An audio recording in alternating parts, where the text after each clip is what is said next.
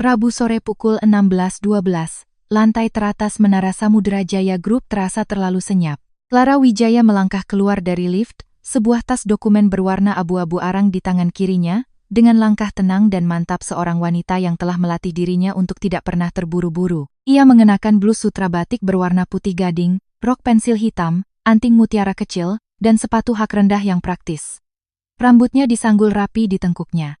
Riasannya tipis, ekspresinya tenang, dan segala sesuatu tentangnya tampak seperti pedang yang belum terhunus dari sarungnya.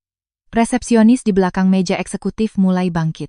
"Ibu Tirtayasa, Bapak Tirtayasa sedang saya tahu," kata Clara, tidak dengan ketus, tidak dengan hangat, hanya dengan keyakinan yang cukup untuk membuat wanita muda itu duduk kembali. "Saya datang untuk mengantar berkas Heaven Capital. Akan saya letakkan di mejanya."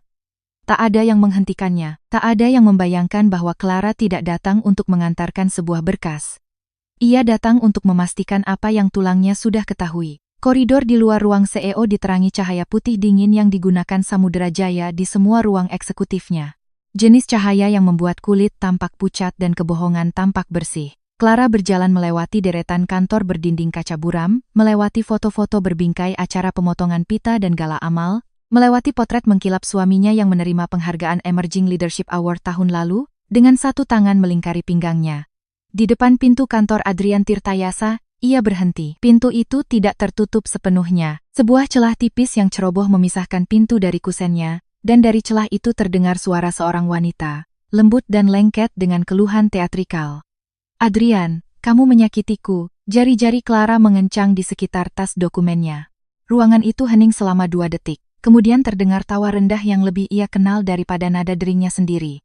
Ia telah mendengar tawa itu di seberang meja dapur, di ruang tunggu rumah sakit, saat makan malam dengan investor, dan di apartemen pertama mereka di mana Samudra Jaya hanyalah 2 meja pinjaman dan sebuah mimpi. Adrian punya cara tertawa ketika ingin membuat seseorang merasa terpilih, suara yang malas dan memanjakan, suara yang pernah menjadi miliknya. "Cukup," gumamnya. "Kalau kamu terus begini, istriku akan mulai curiga." "Istriku," desah Vanessa, membuat kata-kata itu terdengar seperti permen yang larut di lidahnya. "Kamu masih memanggilnya begitu saat bersamaku?" Terdengar gemerisik kain, gesekan lembut perabotan, seseorang bergeser mendekat. Lalu Adrian, setengah tertawa, setengah memperingatkan, berkata, "Ya, istriku." 3 kata itu tidak menghancurkan Clara. Kehancuran itu berisik, ini lebih sunyi. Lapisan tipis terakhir dari penipuan diri terkelupas begitu saja dari hatinya. Jadi, itu bukan rapat yang panjang, telepon yang tertunda, makan malam darurat dengan klien, pesan tengah malam dari tim strategi, atau aroma parfum samar di kemejanya yang ia klaim berasal dari resepsi yang ramai. Itu bukan imajinasinya. Itu bukan karena ia menjadi terlalu sensitif setelah bertahun-tahun diberitahu bahwa wanita serius mengubah kecurigaan menjadi kepribadian. Itu adalah Adrian di kantor yang ia bantu bangun, memberitahu sekretarisnya bahwa ia punya seorang istri untuk dibodohi. Di dalam, Vanessa tertawa lagi. "Lalu kenapa biarkan aku datang ke kantormu? Karena kamu tidak mau mendengarkan. Aku yang mengejarmu atau kamu yang menarikku kembali?" "Vanessa, apa? Aku tidak akan lari ke istrimu dan memberitahunya." Kalimat itu tidak pernah selesai. Clara mengangkat satu kakinya dan menendang pintu hingga terbuka. Suara benturannya terdengar seperti tembakan. Pintu itu menghantam dinding, memantul kembali beberapa senti, dan membuat seisi ruangan membeku. Clara berdiri di ambang pintu, pucat karena amarah, dan cukup dingin, untuk membuat amarah itu tampak elegan. Ia melemparkan tas dokumen ke atas meja Adrian. Kertas-kertas berhamburan seperti kipas abu-abu dan menjepit sebuah lipstik merah yang menggelinding di dekat keyboard. Tutupnya tidak terpasang. Noda warna sudah membekas di atas kaca hitam meja itu seperti luka. Vanessa berada di dekat sofa.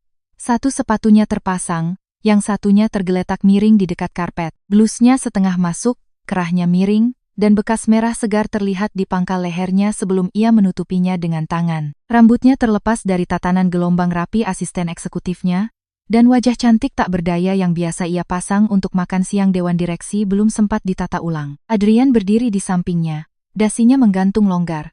Kancing teratas kemejanya terbuka. Pria yang tidak pernah membiarkan kancing mansetnya menghadap ke arah yang salah itu, untuk sesaat, tampak kehabisan kata-kata. Kemudian matanya bertemu dengan mata Clara. "Clara." Ia melirik dari leher Vanessa ke kemeja Adrian, lalu ke catatan tempel kusut di samping laptopnya. 2 baris, tulisan tangan Vanessa. "Malam ini jadi, kan? Aku ingin merasakan pelukanmu lagi." Clara membacanya, tersenyum sekali, dan tidak merasakan apa-apa dalam senyum itu selain es. Lanjutkan, katanya. Saya mendengarkan. Vanessa pulih lebih dulu. Ia mundur selangkah dengan gemetar, memegangi kerahnya. Ibu Tirtayasa, tolong jangan salah paham. Kami tidak apa? Tanya Clara. Tidak meninggalkan lipstikmu di mejanya? Tidak kehilangan sepatumu di bawah sofanya? Tidak membahas proyeksi kuartalan dengan begitu bersemangat sampai blusmu lupa tugasnya? Wajah Vanessa memucat. Adrian melangkah maju, memulihkan suara CEO-nya. Clara, tenanglah. Tenang? Clara menatapnya dengan rasa tidak percaya yang begitu jelas hingga ia berhenti. Kenapa itu selalu hal pertama yang dikatakan pria ketika mereka tertangkap basah? Saya berdiri di luar pintu itu dan mendengarkanmu tertawa bersamanya tentang bagaimana istrimu mungkin akan curiga. Sekarang kamu ingin saya tenang? Rahangnya menegang. Ini tidak seperti yang kamu pikirkan. Bagus sekali. Katakan padaku apa yang salah dari pikiranku. Apakah sekretaris yang duduk di kantormu dengan kemeja terbuka? Atau kamu yang berdiri di sana seolah lupa gedung ini punya kamera? Atau apakah bagian di mana kamu mengatakan istriku sebenarnya adalah semacam latihan membangun tim yang baru? Clara, kata Adrian lebih tajam. Mata Vanessa berkilat. Anda harus menjaga cara bicara Anda kepada saya. Clara menoleh padanya. Saya harus menjaga cara bicara saya kepadamu? Kamu tahu dia sudah menikah dan kamu datang ke kantornya untuk bermain rumah-rumahan di jam kerja. Apa yang lebih kamu sukai untuk saya perhatikan? Nada bicara saya atau bakatmu memanjat pria beristri? Kata-kata itu menghantam lebih keras karena ia tidak meneriakkannya. Vanessa mundur seolah ditampar. Ia menatap Adrian, mengharapkan perlindungan. Dan Adrian memberikannya. Cukup, katanya, bergerak di antara mereka. Clara melihatnya memilih. Secara langsung, dengan kejelasan sempurna, ia tidak meraih istrinya. Ia tidak meminta maaf. Ia tidak berkata, "Kamu memergokiku dan aku malu." Ia menempatkan tubuhnya di antara Clara dan wanita yang lipstiknya tergeletak patah di mejanya. Sesuatu di dalam diri Clara berhenti terasa sakit. Ia hanya tertutup. Saya tidak datang ke sini untuk bertengkar, katanya. Mata Adrian menyipit. Lalu untuk apa kamu datang? Untuk memastikan betapa tidak tahu malunya dirimu. Wajahnya berubah. Ia membungkuk, mengambil sepatu hak tinggi Vanessa yang tergeletak dan melemparkannya ke atas meja di samping lipstik. Ambil barang-barangmu, kata Clara pada Vanessa. Jika kamu meninggalkan bukti, seseorang mungkin akan mengiranya sebagai alat tulis kantor. Mulut Vanessa bergetar karena malu. Kamu gila. Tidak, kata Clara. Saya jeli. Ia meraih lipstik yang patah, mematahkannya menjadi dua dan menjatuhkan kedua bagian itu kembali ke meja. Lilin merah itu meninggalkan goresan di kaca. Vanessa menjerit. Itu edisi terbatas. Clara menatapnya. Hari ini lipstik. Nanti, kita lihat apa lagi yang akan pecah. Mata Adrian menjadi gelap. Clara, jangan mengancam orang di kantor saya. Kantor Anda? Ia melirik sekeliling ruangan. Murah sekali. Setengah dari uang yang membuat Samudera Jaya melewati akuisisi pertamanya berasal dari dana warisan keluarga saya.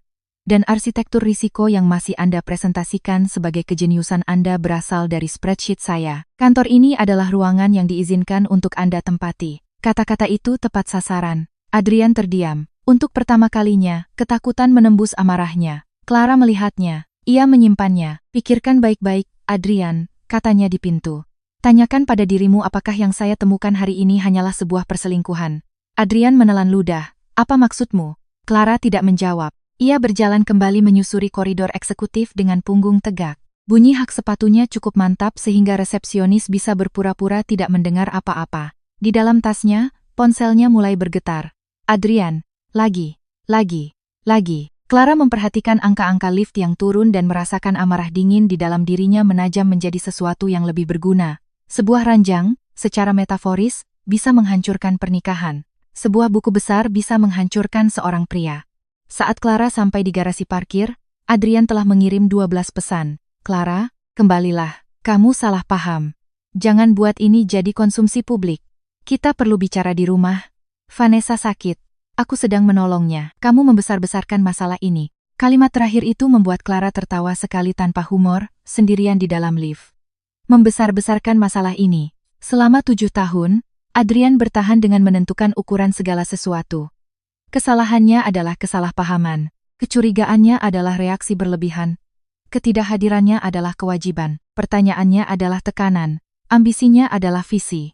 Kehati-hatiannya adalah pesimisme. Ketika ia mundur dari peran operasional formal di Samudera Jaya setelah pernikahan mereka, Adrian menyebutnya kemitraan. Ketika ia merapikan model pembiayaan Adrian tengah malam, Adrian menyebutnya dukungan. Ketika Adrian menggunakan koneksi keluarganya untuk mendapatkan kredibilitas dengan bank dan pemasok, Adrian menyebutnya membangun bersama. Sekarang ia melihat seorang sekretaris dengan blus miring dan memberitahu Clara bahwa ia membesar-besarkan masalah. Ia masuk ke mobilnya dan tidak menyalakan mesin. Sebaliknya, ia menelepon Stella Suryo. Stella adalah teman sekamar Clara di universitas, kemudian menjadi pengacara korporat, dan selama 3 tahun terakhir, satu-satunya orang dalam hidup Clara yang bisa mendengar 3 kalimat dan tahu harus membawa anggur, gugatan, atau keduanya. Katakan padaku kamu menelepon bukan karena Adrian, kata Stella.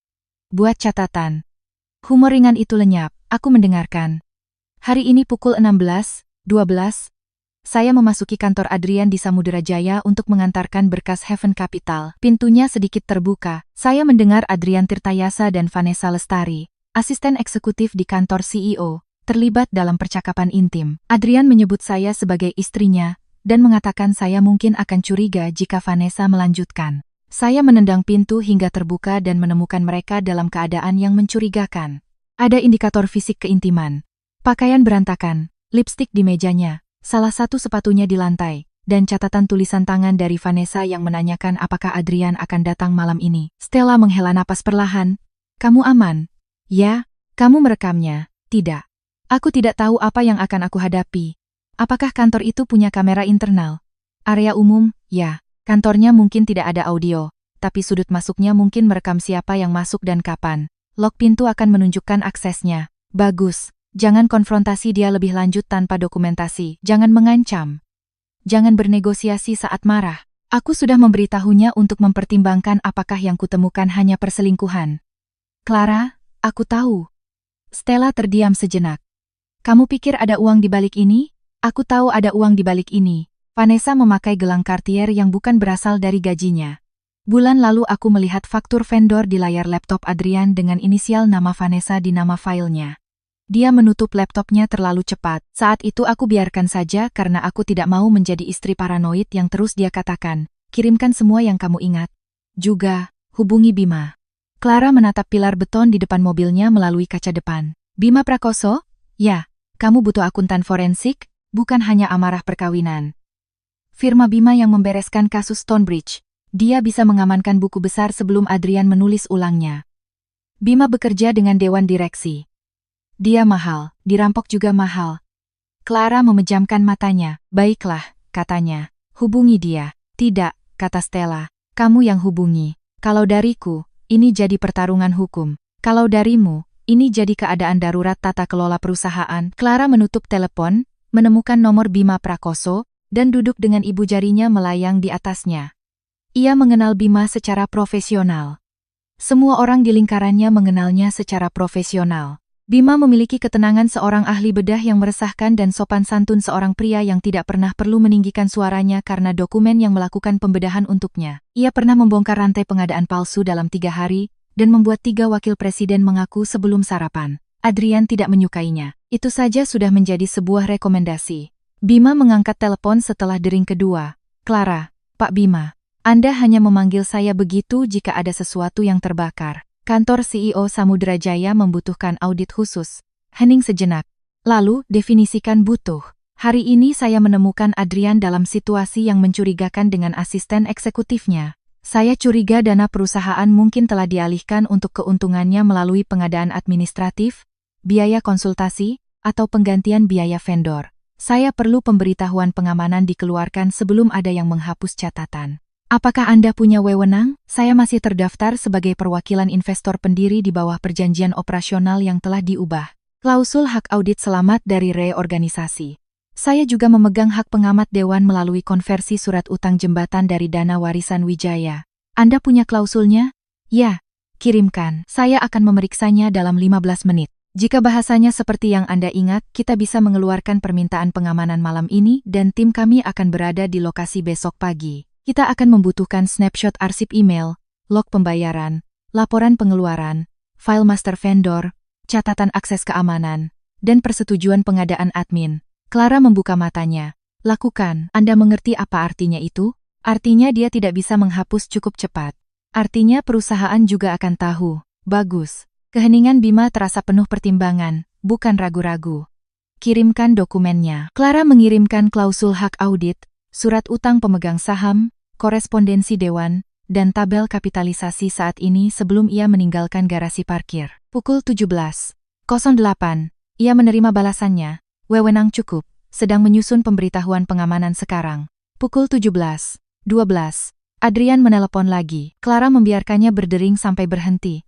Lalu ia pulang. Apartemen mereka menghadap ke kawasan SCBD. Adrian memilih gedung itu karena lobi kacanya membuat investor percaya pada skala. Clara memilih ruang kerja yang menghadap ke barat karena di musim hujan, cahaya senja jatuh tepat di atas meja tempat ia biasa meninjau memo kepatuhan sementara Adrian tidur dengan kepala di pangkuannya. Apartemen itu sangat rapi. Adrian menyukainya seperti itu. Meja dapur bersih, pencahayaan hangat, foto-foto hitam putih berbingkai. Tidak ada bukti bahwa dua orang pernah membangun perusahaan dari kecemasan dan makanan pesan antar.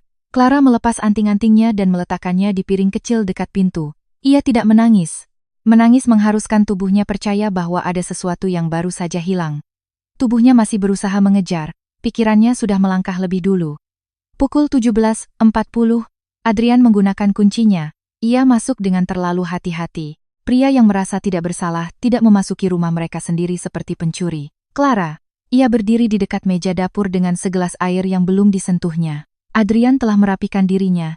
Rambutnya disisir. Dasinya hilang. Ia telah berganti kemeja, mungkin salah satu dari lemari di kantornya. Kemeja lama, yang berbau Vanessa dan panik, pasti sudah ada di dalam kantong laundry atau tempat sampah. Ceritakan padaku, kata Clara. Adrian menatap. Ceritakan apa? Ceritanya. Kamu selalu butuh sebuah cerita. Adrian tersentak. Baiklah, katanya. Menghela napas keras. Vanessa sedang kesal. Dia sedang mengalami masalah pribadi. Dia terlalu bersandar padaku dan aku membiarkan batasannya kabur. Itu salahku. Tapi apa yang kamu pikir terjadi tidak terjadi. Clara memperhatikan Adrian berbicara dan menemukan mekanismenya menarik. Alis yang dilembutkan, suara yang direndahkan, penggunaan tanggung jawab parsial yang hati-hati, batasan kabur, pribadi. Kesal? Tidak seperti yang kamu pikirkan.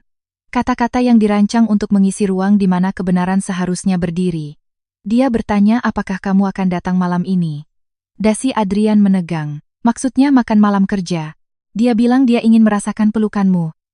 Dia dramatis. Sepatunya ada di lantai. Clara. Kerahnya terbuka. Cukup. Clara yang dulu mungkin akan berhenti di situ. Bukan karena ia percaya, tapi karena kemarahan Adrian dulu terasa seperti dinding yang tidak mampu ia tabrak. Hari ini, ia bersandar di dinding itu dan menemukannya kosong. Tidak, katanya, tidak cukup. Ekspresinya mengeras. Inilah sebabnya aku tidak memberitahumu tentang setiap hal kecil. Kamu mengambil satu momen dan mengubahnya menjadi pengadilan. Benarkah? Ya. Kamu sedang emosional sekarang. Clara akhirnya mengangkat gelasnya dan minum. Adrian, katanya, saya mengaktifkan klausul hak audit sore ini. Untuk sesaat, semua latihannya gagal. Warna memudar dari wajahnya. Kemudian ia berkedip dan memaksakan kebingungan. Apa? Pemberitahuan pengamanan akan dikirim ke bagian keuangan, hukum, kantor CEO, pengadaan, dan IT malam ini. Semua laporan pengeluaran, persetujuan vendor, pembelian admin, faktur konsultasi, log akses, arsip email, dan catatan pembayaran yang terhubung dengan kantor CEO dan Vanessa Lestari akan diamankan dan ditinjau. Tangannya mencengkeram sandaran kursi makan. Apa kamu sudah gila?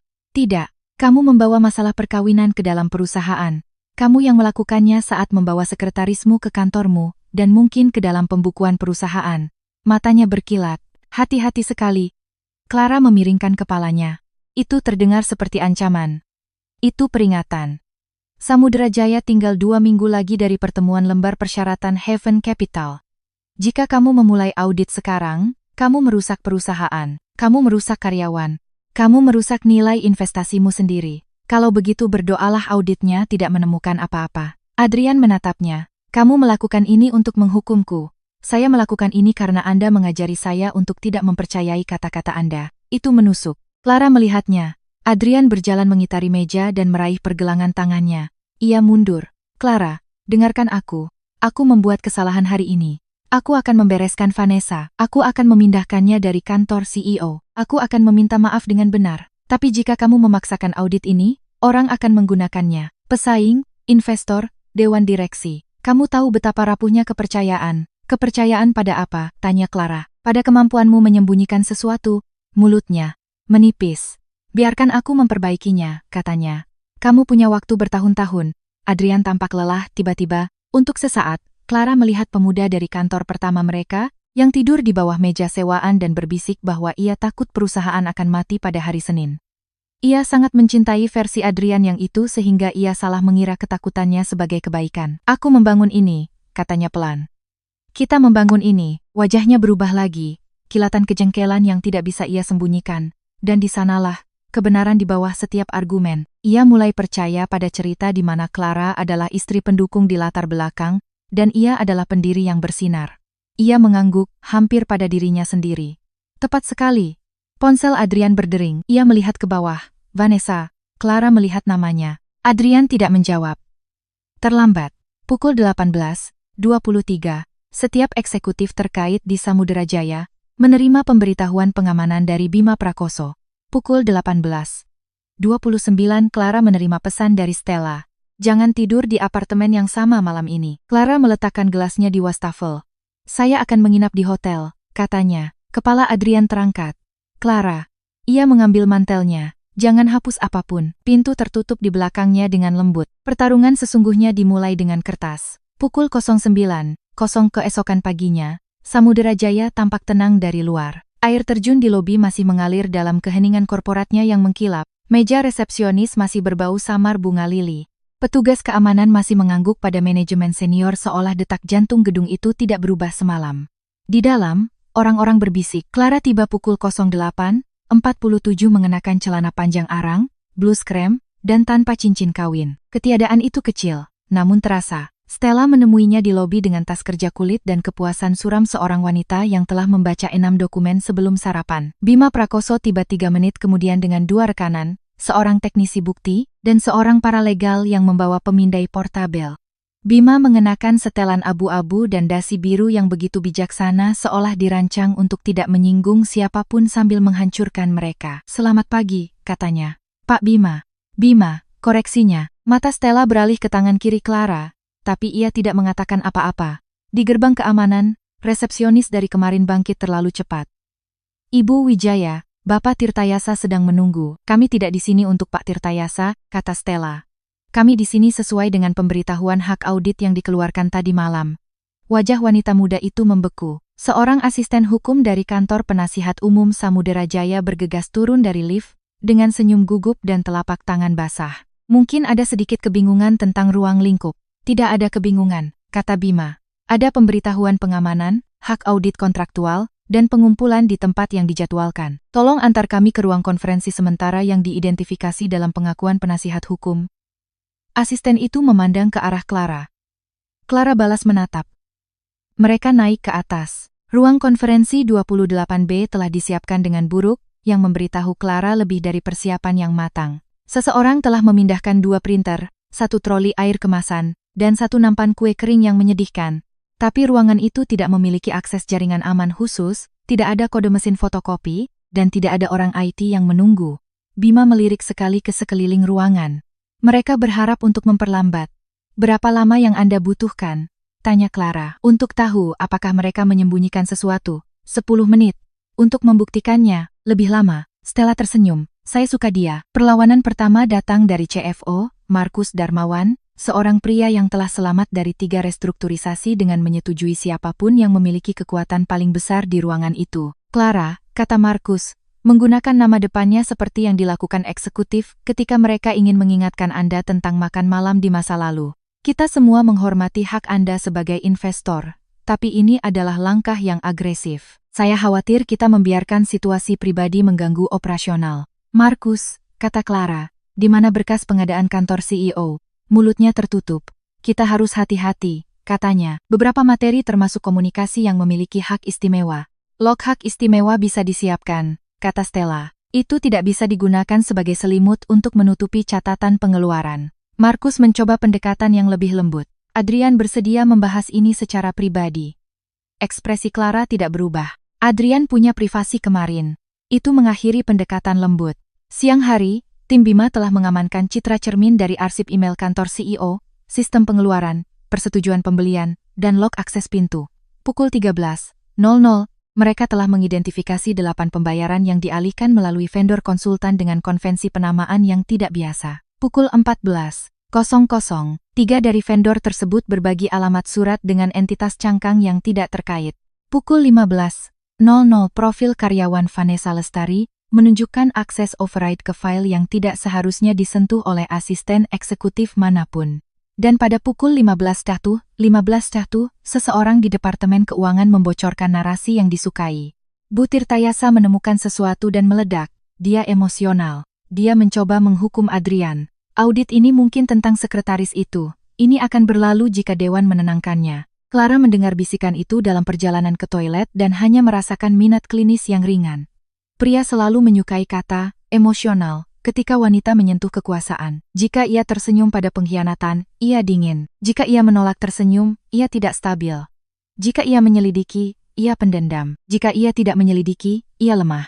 Ia mencuci tangannya, menatap cermin, dan merapikan sehelai rambut yang keluar. Pukul 16.00, Adrian melakukan langkah pertamanya. Ia mengadakan pertemuan eksekutif informal di ruang Dewan Utama dan mengundang Clara, seolah-olah ia adalah kepala departemen yang sulit diatur. Bima dan Stella menyarankannya untuk tidak hadir kecuali ia bermaksud untuk berbicara sangat sedikit.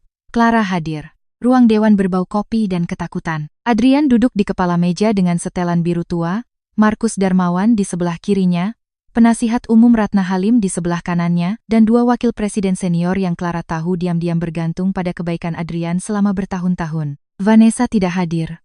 Ketidakhadiran itu teatrikal. Terima kasih sudah datang, kata Adrian.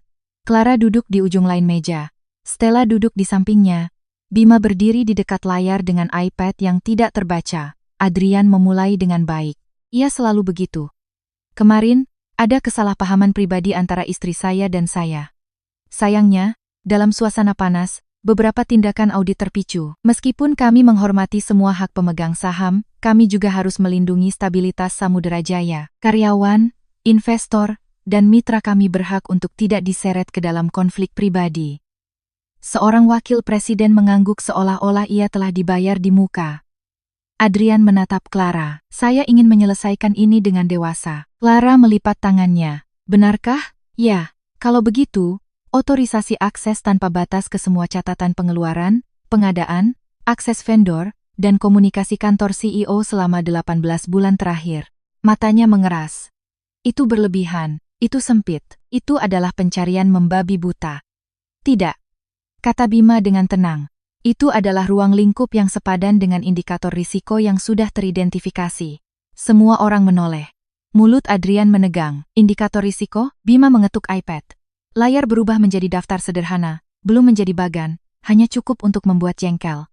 8 pembayaran dengan hasil yang tidak jelas. 4 penggantian biaya administrasi melebihi batas kebijakan. Log akses pintu menunjukkan Vanessa Lestari memasuki ruang CEO setelah jam kerja 13 kali dalam 60 hari. Eskalasi izin sistem sementara untuk Vanessa Lestari mengunggah dokumen pengadaan, 2 faktur hilang, 1 permintaan ekspor data Slack yang dihapus dimulai pukul 19.02 tadi malam setelah pemberitahuan pengamanan. Ruangan menjadi sunyi. Markus Darmawan menatap penanya. Adrian berkata dengan sangat pelan, itu semua pendahuluan dan mudah dijelaskan. Kalau begitu jelaskan di bawah audit, kata Clara. Ratna Halim berdeham. Kita perlu berhati-hati sebelum menarik kesimpulan. Ratna, kata Stella, kantor Anda mengakui pemberitahuan pengamanan pada pukul 18.31. Permintaan ekspor yang dihapus terjadi 31 menit kemudian. Siapapun yang memulainya mungkin telah menciptakan masalah sanksi. Wajah Ratna berubah. Ia tidak tahu. Clara menyaksikan kesadaran itu menyebar. Di perusahaan, upaya menutupi-nutupi gagal bukan karena semua orang tiba-tiba menjadi etis, tetapi karena cukup banyak orang yang menyadari orang lain telah membuat mereka bertanggung jawab. Adrian juga melihatnya. Ia bersandar. Mengubah strategi. Clara, aku mengerti kamu terluka. Itu dia. Ruangan itu melunak di sekelilingnya. Seorang pria yang menyebutkan luka seorang wanita selalu membuat para pria berjas merasa nyaman. Luka itu pribadi. Luka bisa disayangkan. Luka bisa dikelola. Clara membiarkan keheningan itu meregang. Kemudian ia berkata, jangan samakan luka dengan ketidakmampuan. Suara kecil datang dari Stella, tidak cukup disebut tawa. Ekspresi Adrian berkilat. Clara menoleh ke meja. Pertemuan ini telah memperjelas sesuatu. Bapak Tirtayasa tidak menolak ruang lingkup karena itu mengganggu. Ia menolak karena ia tidak bisa memastikan apa yang akan ditemukan audit. Itu tidak masuk akal, bentak Adrian. Kalau begitu setujui aksesnya? Tidak, terima kasih. Ia berdiri. Mau kemana? Tuntut Adrian. Untuk bersiap menghadapi dewan. Tidak ada rapat dewan yang dijadwalkan. Akan ada. Adrian mendorong kursinya ke belakang. Clara. Ia menatap Adrian. Untuk sesaat, ruangan itu menghilang. Hanya ada pria yang pernah tidur di sampingnya di atas kasur lantai karena mereka tidak mampu membeli tempat tidur dan wanita yang telah mentransfer warisannya ke rekening gajinya karena Adrian menangis terlalu keras untuk meminta. Adrian merendahkan suaranya. Jangan lakukan ini pada kita. Kita. Sungguh kata yang berguna. Kamu yang melakukan ini pada kita, kata Clara. Malam itu, sementara rumor berkembang di seluruh gedung, Clara, Stella, dan Bima duduk di ruang audit sementara dan merencanakan.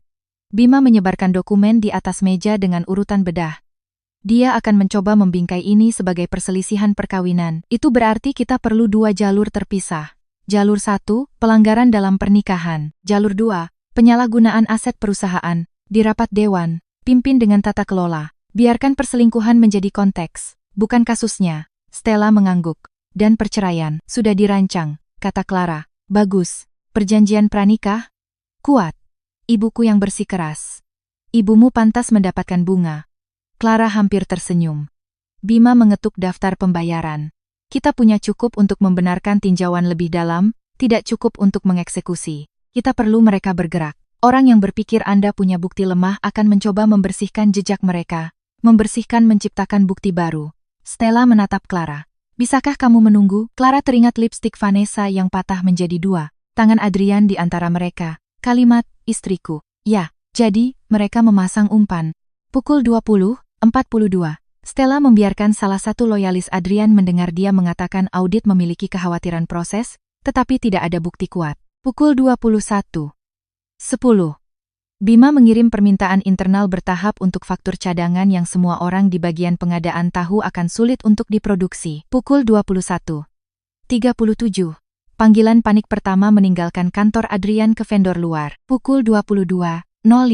Sebuah akun yang terhubung dengan Vanessa Lestari mencoba mentransfer kepemilikan reservasi kondominium. Pukul 22:28, seorang konsultan mengunggah 3 faktur yang diperbaiki bertanggal 6 bulan sebelumnya. Pukul 23:16, Adrian menelepon Clara. Ia menjawab, suaranya lebih lembut. Pulanglah. Tidak, tolong. Aku memintanya sebagai suamimu. Seharusnya kamu mencoba menjadi suamiku sebelum meminta. Adrian menarik napas. Aku tahu kamu pikir kamu punya bukti. Memang, tidak cukup. Di sanalah kesalahan yang dibuat pria arogan ketika mereka ketakutan. Mereka tidak mengatakan, tidak ada bukti.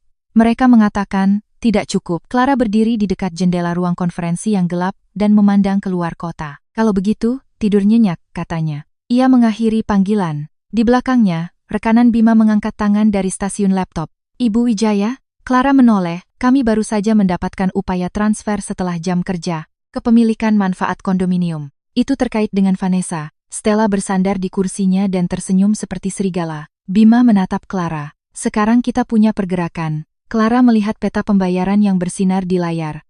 Garis-garis menyala satu persatu, mengarah dari vendor ke rekening penampungan ke Vanessa, dari dana administratif ke pembelian mewah, dari persetujuan Adrian ke lampiran yang hilang yang coba diganti oleh seseorang. Jaring itu tidak lagi teoretis, ia semakin ketat. Dan Adrian, di suatu tempat di lantai atas atau di hotel manapun yang ia pilih selain rumah, masih percaya bahwa Clara emosional. Bagus, biarkan saja.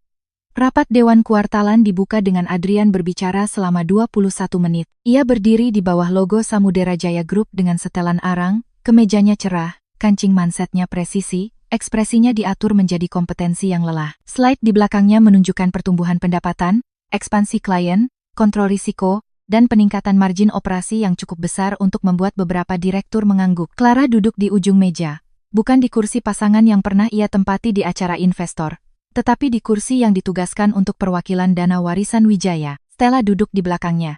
Bima duduk di samping penasihat hukum luar komite audit. Vanessa Lestari berdiri di dekat konsol samping dengan sebuah map yang digenggam erat di dadanya, mengenakan pakaian biru tua dan putih. Setiap inci dirinya adalah asisten eksekutif yang efisien. Adrian tidak menatap Clara sampai slide terakhirnya. Samudera Jaya, katanya, selalu dibangun di atas stabilitas operasional, stabilitas klien, dan secara pribadi, stabilitas keluarga. Saya beruntung memiliki seorang istri yang mendukung perusahaan ini sejak awal. Itu dia, suami yang hangat di depan umum. Beberapa direktur tersenyum, seorang investor tua bergumam, bagus sekali. Vanessa menunduk, sudut mulutnya terangkat.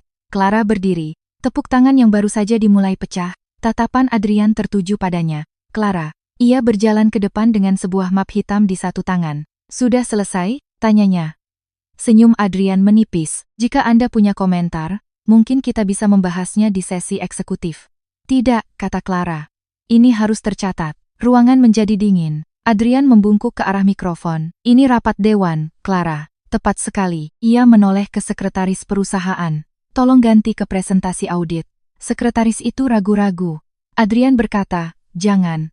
Stella bangkit. Masalah audit khusus telah diberitahukan dengan benar di bawah agenda yang telah diubah pada pukul 01.01.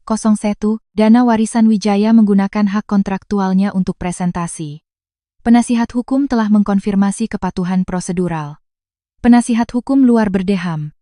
Presentasi dapat dilanjutkan. Wajah Adrian kehilangan satu tingkat warna. Layar berubah. Selama 3 detik, tidak ada yang mengerti apa yang mereka lihat. Kemudian beberapa orang mengerti sekaligus. Gambar diam dari rekaman keamanan area umum ruang CEO. Vanessa masuk setelah jam kerja. Vanessa pergi setelah tengah malam. Adrian membuka pintu sendiri. Vanessa kembali keesokan paginya dengan blus yang sama. Vanessa keluar dengan tas pakaian. Gambar diam terakhir adalah dari sore hari saat Clara menendang pintu hingga terbuka.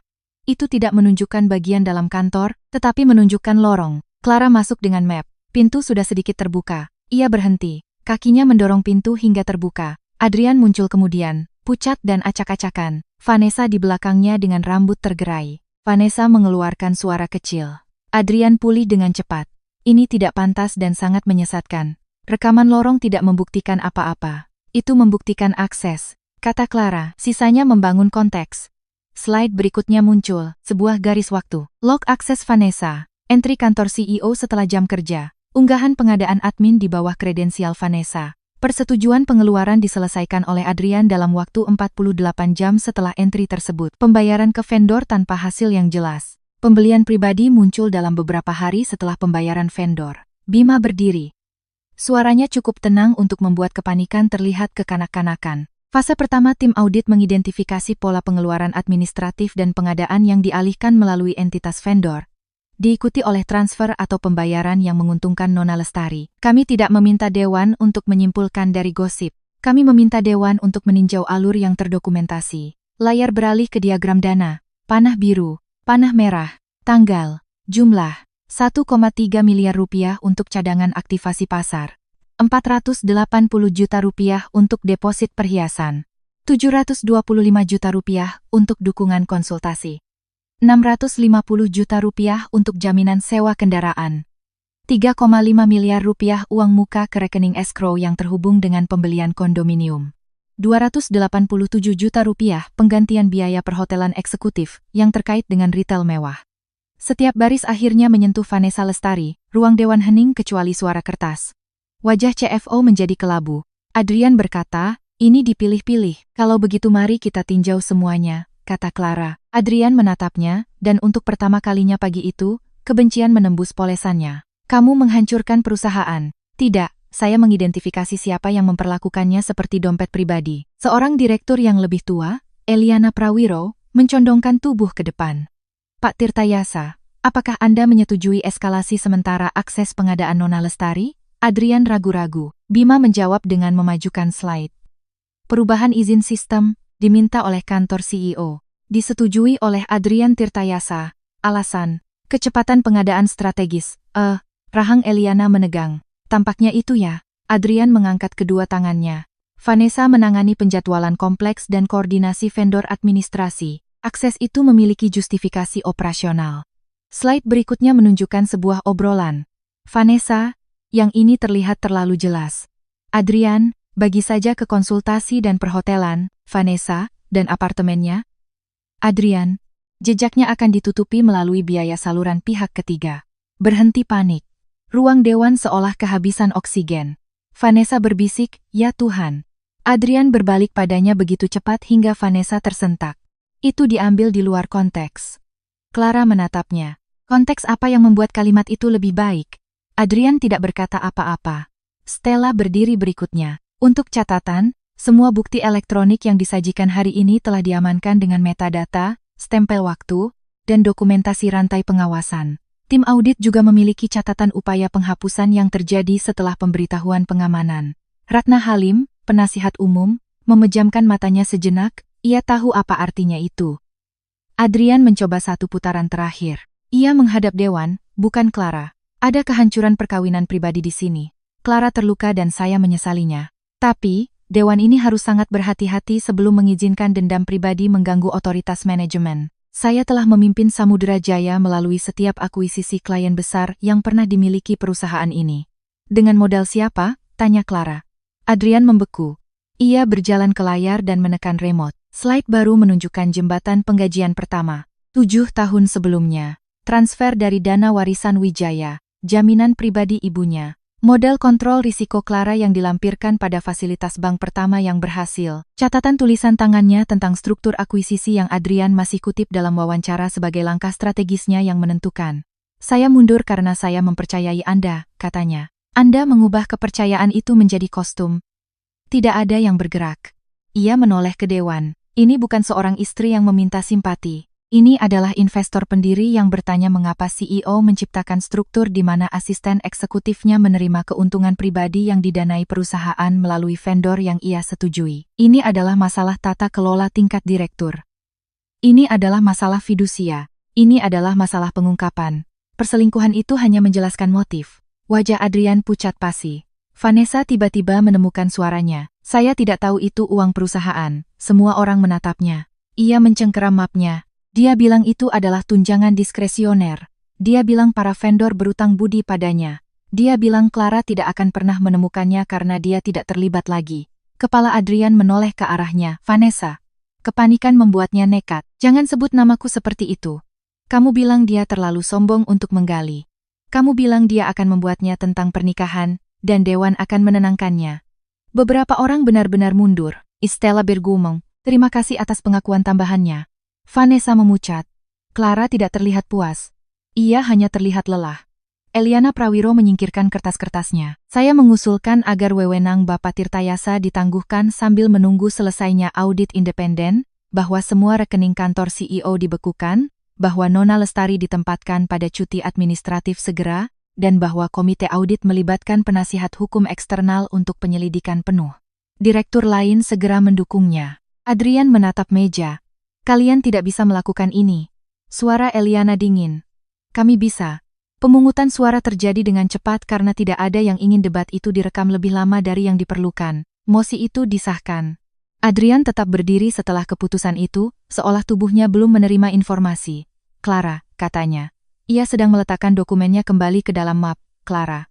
Ia mendongak. Matanya sekarang merah, tapi ia telah belajar untuk tidak salah mengira air mata dengan penyesalan.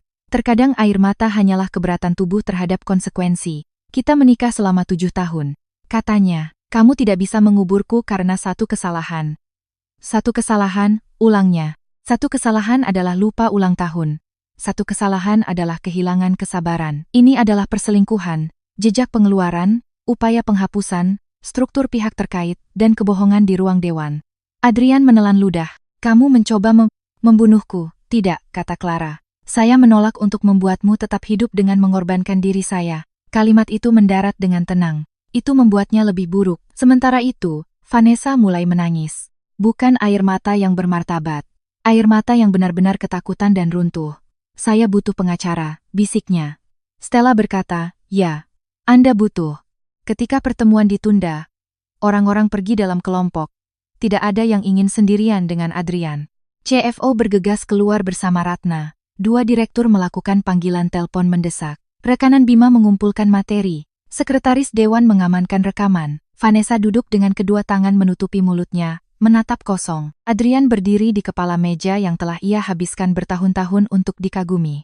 Ponselnya mulai berdering, lalu berdering lagi, lalu lagi. Investor, wartawan, bankir, ketua perusahaan mitra, mungkin seseorang yang baru saja melihat jaringan bisikan internal menyala. Clara berjalan melewatinya. Adrian menangkap pergelangan tangannya. Untuk sesaat, seluruh ruangan menegang. Ia melihat ke bawah ke tangan Adrian. Lepaskan. Cengkeramannya melonggar, tapi ia tidak melepaskannya.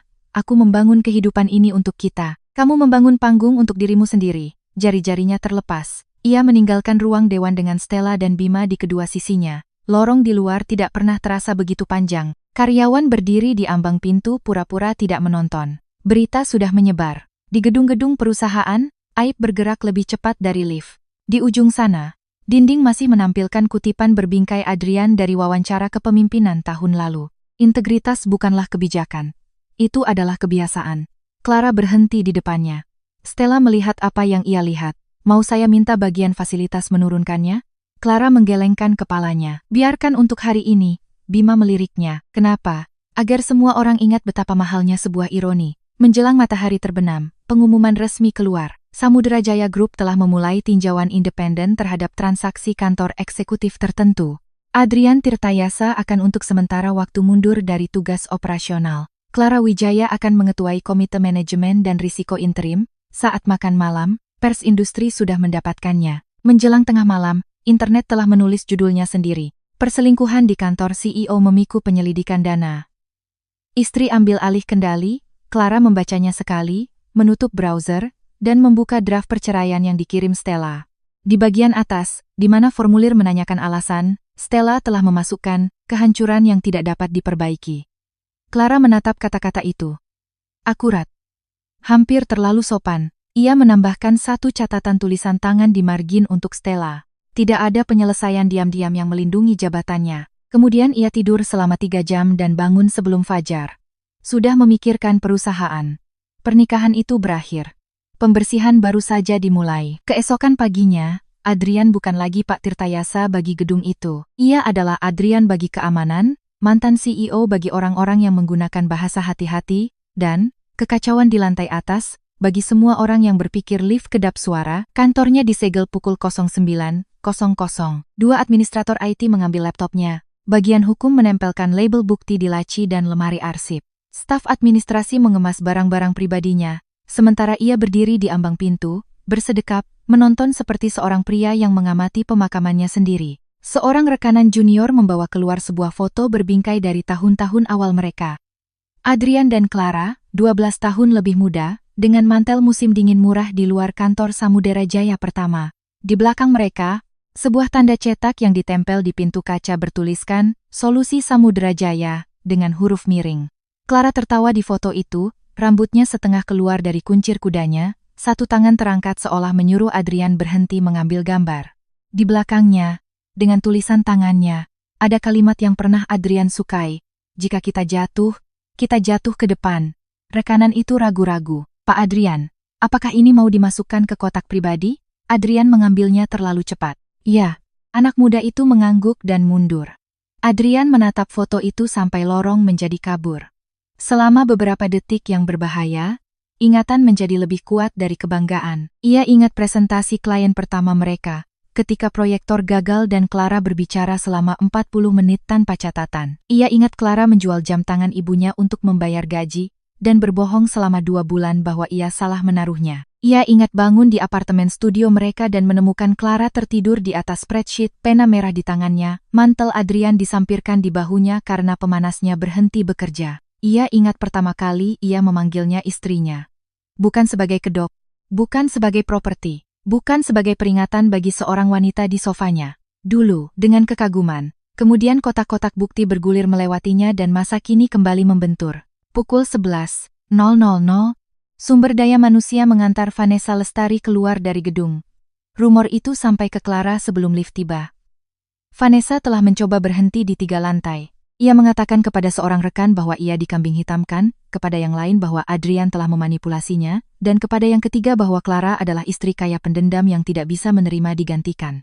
Ia menangis di toilet, menolak menyerahkan lencananya, lalu menuntut untuk mengambil barang-barang pribadi dari mejanya, dan mencoba mengambil hard drive yang tersembunyi di dalam tas rias.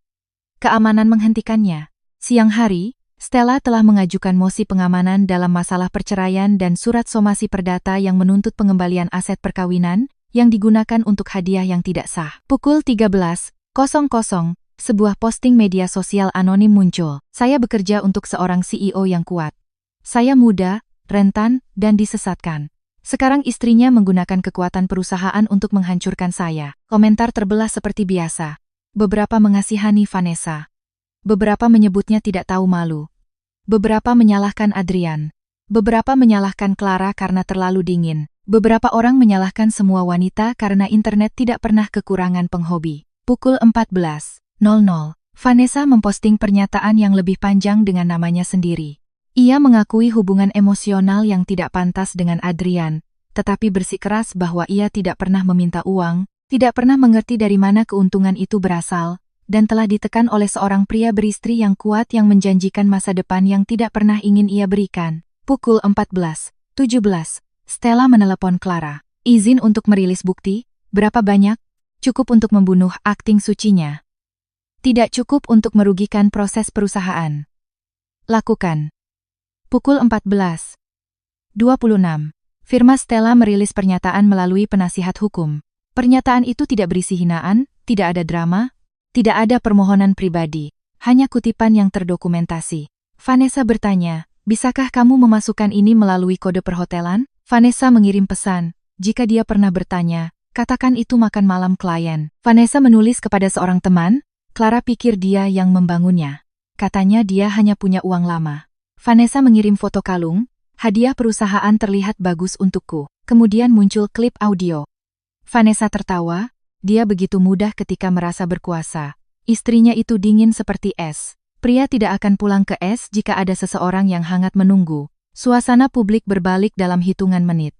Orang-orang yang telah siap untuk menganalisis nuansa memutuskan bahwa nuansa bisa libur sehari. Saat makan malam gedung apartemen Vanessa sudah ada wartawan di luar. Reservasi kondominiumnya dibekukan. Anggota keluarganya berhenti menjawab telepon. Teman-teman kuliahnya diam-diam menghapus foto bersamanya.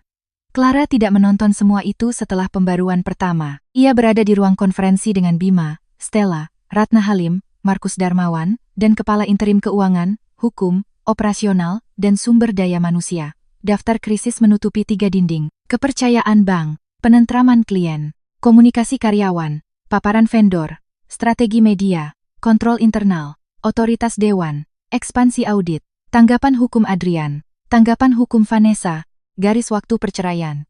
Pertama, kata Clara, tidak ada PHK yang terkait dengan tinjauan ini. Karyawan tidak membayar untuk pencurian eksekutif. Markus bergeser. Arus kas, kita punya kapasitas jembatan melalui dana warisan Wijaya dan fasilitas Hayes jika tata kelola yang bersih ditegakkan. Saya telah berbicara dengan Richard Hayes. Dia terbuka untuk struktur yang direvisi jika Adrian keluar dari kontrol operasional. Ratna tampak terkejut. Anda sudah berbicara dengan Hayes? Pukul 06.00 pagi ini.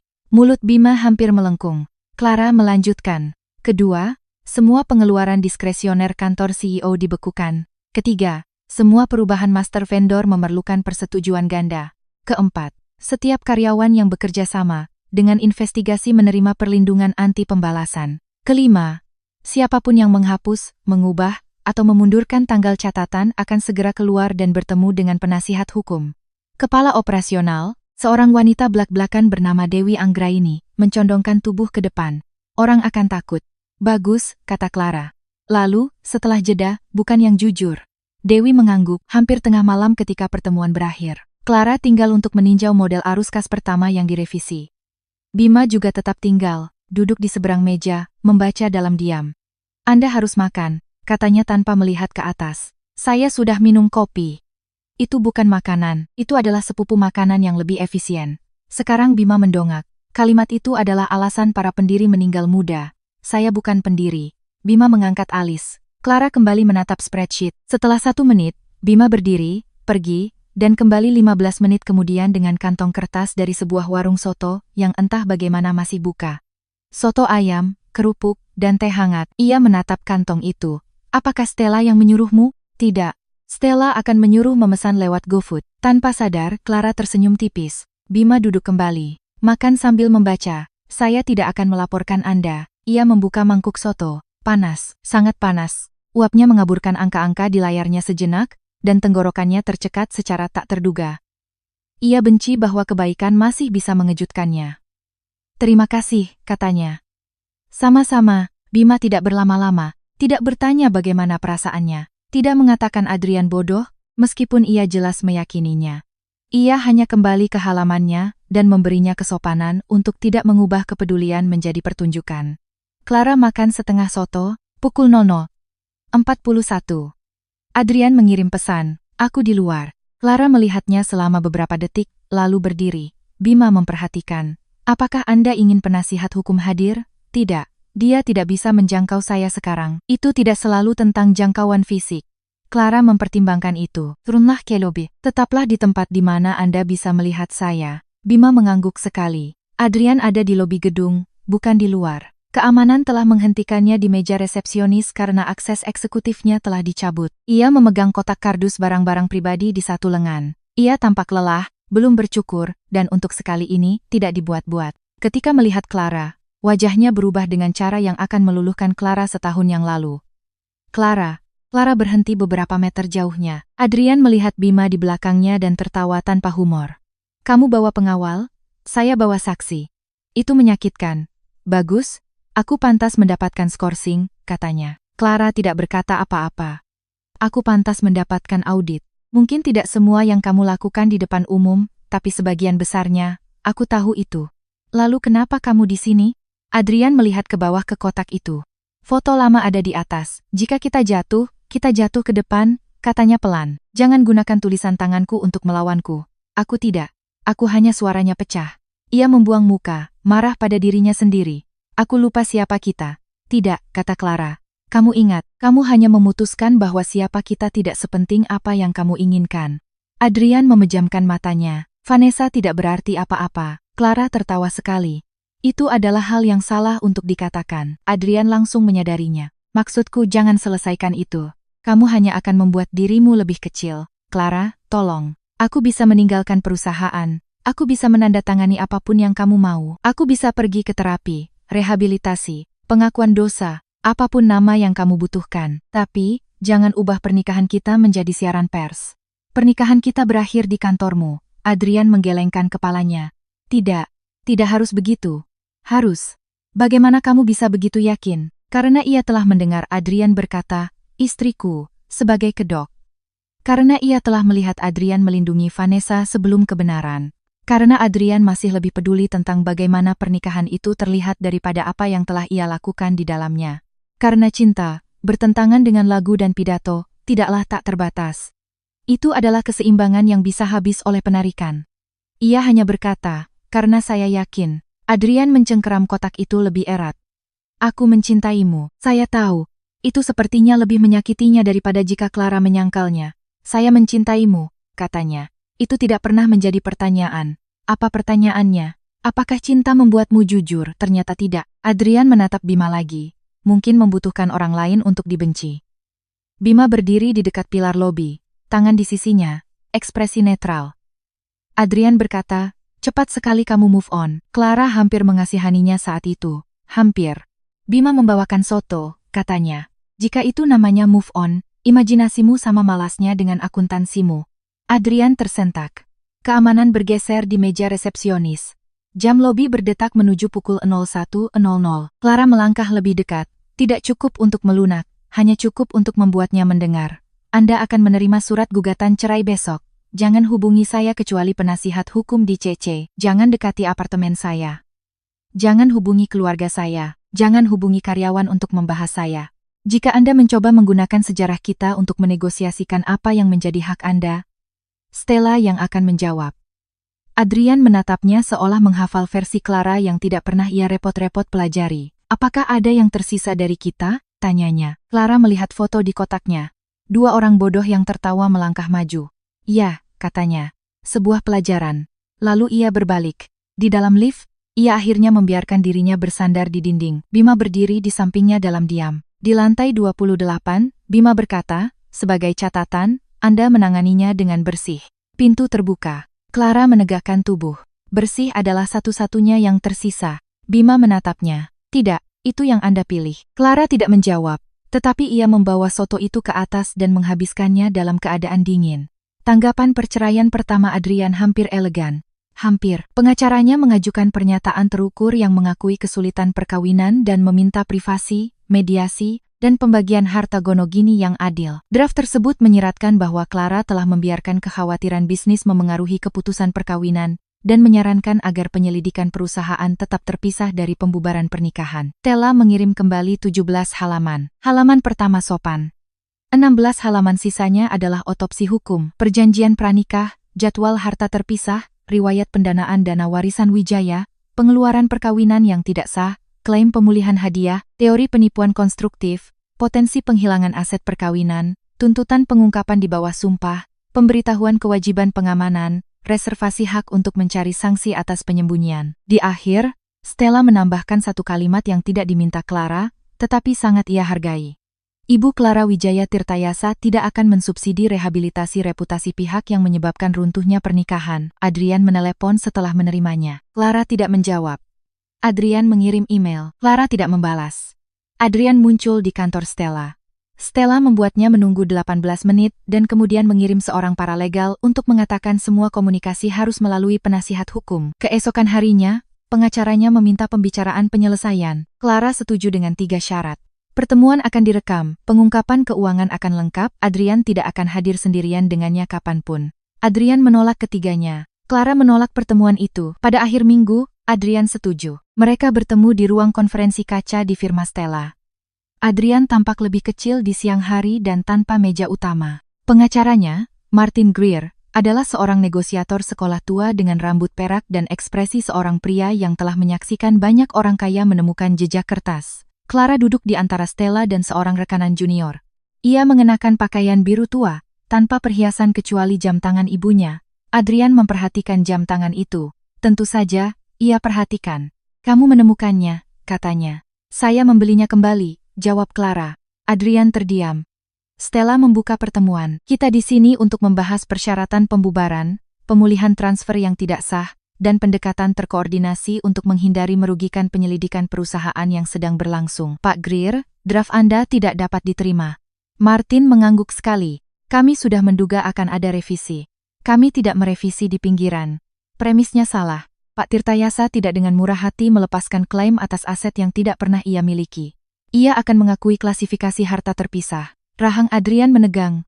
Aku tidak pernah mencoba mengambil dana warisanmu. Tidak, kata Clara. Anda hanya mencoba membangun pengaruh di sekitarnya. Adrian menoleh padanya. Aku mencoba menyelamatkan perusahaan dari dirimu sendiri. Martin mengangkat tangan. Mari kita batasi komentar pribadi. Stella tersenyum manis. Kalau begitu, nasihati klien Anda untuk tidak memperkenalkan mitologi.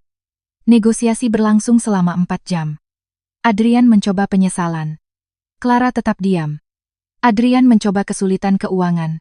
Stella mengeluarkan model arus kas. Adrian mencoba mengklaim hadiah untuk Vanessa bersifat pribadi. Stella menunjukkan tautan penggantian biaya. Adrian mencoba mengklaim tidak ada niat untuk menyembunyikan. Laporan Bima, yang sebagian sudah diajukan di bawah segel, mengatakan sebaliknya. Adrian mencoba meminta apartemen. Clara berkata tidak sebelum Stella sempat. Pada akhirnya, Martin meminta istirahat. Adrian berdiri dan berjalan ke jendela. Clara tetap duduk. Untuk sekali ini, ia memperhatikan Adrian tanpa merasa tertarik. Adrian selalu memiliki siluet yang indah, tinggi, penuh pertimbangan, bahu yang dibuat untuk setelan mahal. Ia pernah salah mengira kompetensi estetika sebagai karakter. Banyak wanita melakukannya. Dunia mengajari mereka begitu.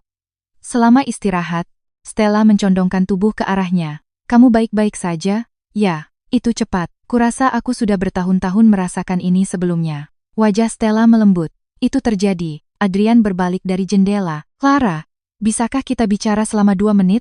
Dengan penasihat hukum di sini, aku tidak akan meminta untuk sendirian. Stella menatap Clara. Clara mengangguk sekali. Adrian kembali ke kursinya, tetapi tidak duduk. Aku tahu kamu tidak percaya apapun yang aku katakan. Benar. Adrian menerimanya.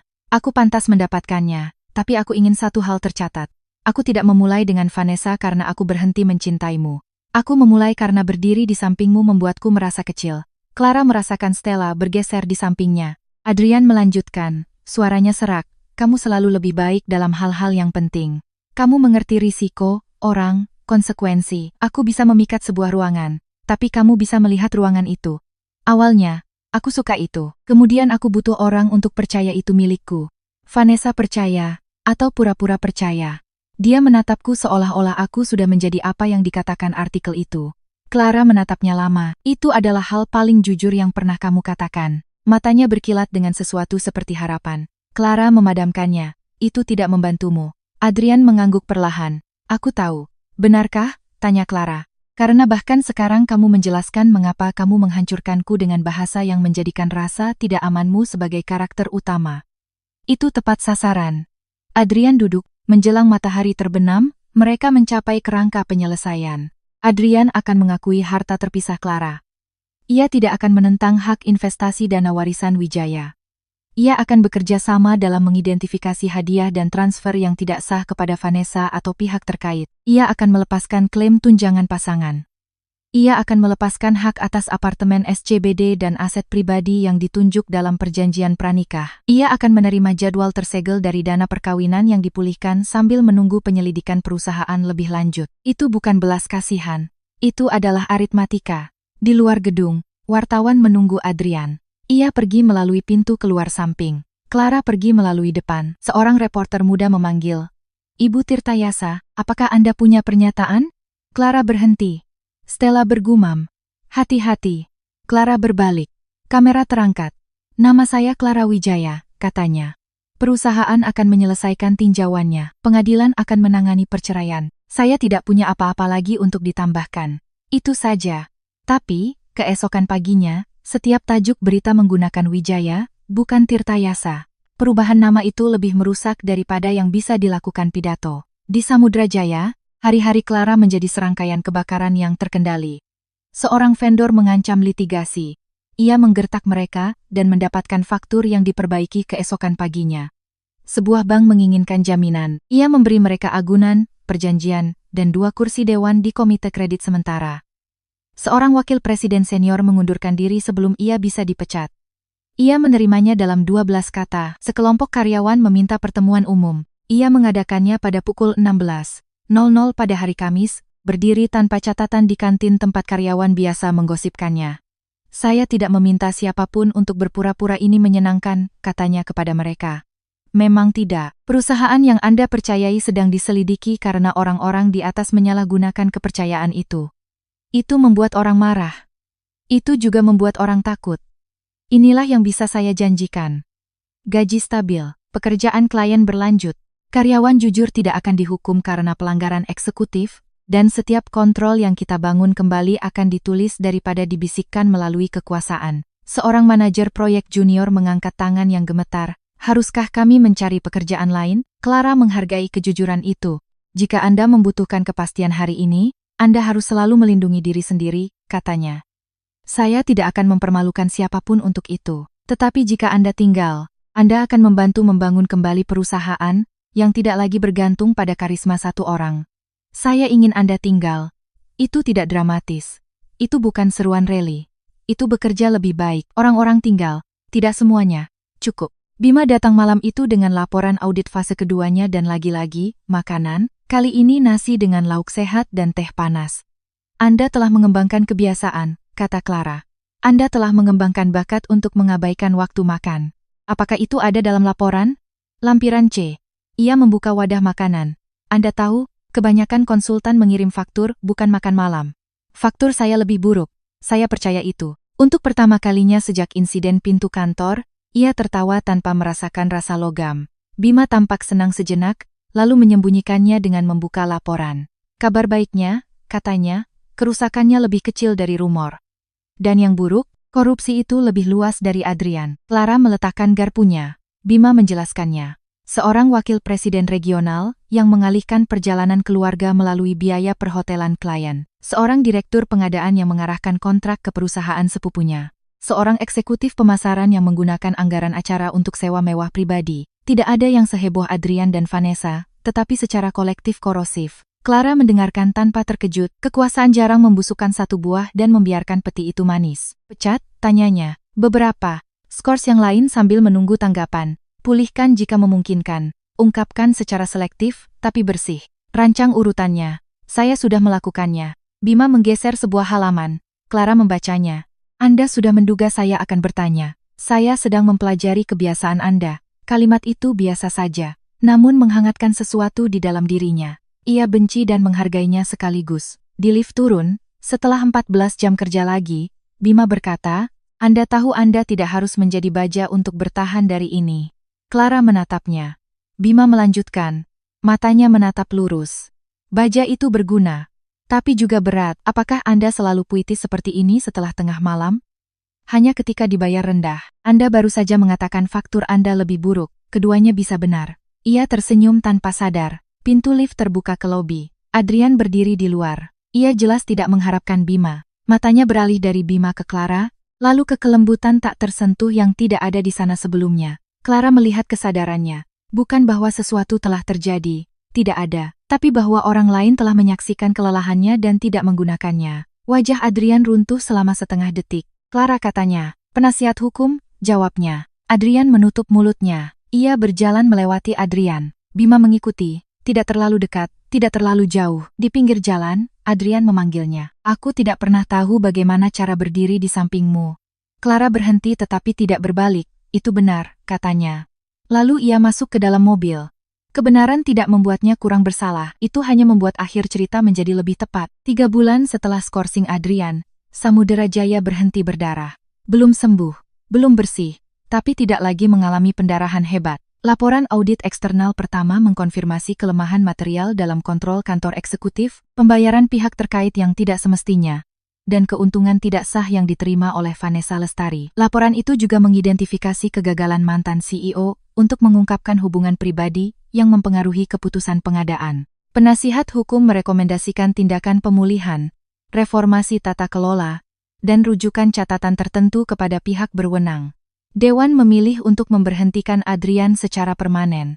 Ia mengundurkan diri sebelum pemungutan suara menjadi final. Begitulah cara pria seperti Adrian mencoba mempertahankan citra martabat. Mereka pergi 2 menit sebelum didorong dan menyebutnya pilihan. Pengumumannya singkat, Adrian Tirtayasa telah mengundurkan diri dari semua posisi di Samudera Jaya Group. Dewan berterima kasih kepada Bapak Tirtayasa atas kontribusinya selama tahun-tahun awal perusahaan, dan akan terus bekerja sama dengan tinjauan independen. Clara membacanya 2 kali dan menghapus kata, terima kasih, dari draft akhir. Ketua Dewan memprotes. Itu standar. Begitu juga dengan memalingkan muka. Mereka menghapusnya. Kasus Vanessa bergerak dengan cara yang lebih berantakan. Ia menyewa pengacara, mengancam akan melakukan gugatan balik, membocorkan secara selektif, menangis di sebuah podcast kecil, dan kemudian menghadapi paket bukti lengkap. Setelah itu, sikapnya melunak menjadi negosiasi. Ia setuju untuk mengembalikan aset tertentu, bekerja sama dalam pemulihan dana yang dialihkan secara tidak benar, dan menahan diri dari pernyataan publik tentang proses yang sedang berlangsung. Ia tidak meminta maaf kepada Clara. Clara tidak memintanya. Permintaan maaf dari orang yang menyesal karena tertangkap tidak memiliki nilai gizi. Ibu Adrian menelepon sekali. Clara hampir tidak menjawab, lalu melakukannya karena kebiasaan lama sulit dihilangkan. Clara, kata Margaret Tirtayasa, suaranya kaku, ibu tahu keadaan sedang sulit. Keadaan sudah jelas. Hening sejenak. Adrian tidak sehat. Dia kehilangan segalanya. Tidak, kata Clara, dia kehilangan hal-hal yang melekat pada kebohongan. Itu tidak sama dengan segalanya. Margaret menarik napas tajam. Kamu adalah istrinya, dan dia adalah suami saya. Itu tidak menyelamatkan saya. Wanita tua itu tidak punya jawaban. Sebelum menutup telepon, Margaret berkata, kamu menjadi sangat dingin. Clara melihat grafik pemulihan keuangan di mejanya, rencana perhatian karyawan, daftar orang yang pekerjaannya selamat, karena ia tidak membiarkan perusahaan runtuh dalam sentimentalitas.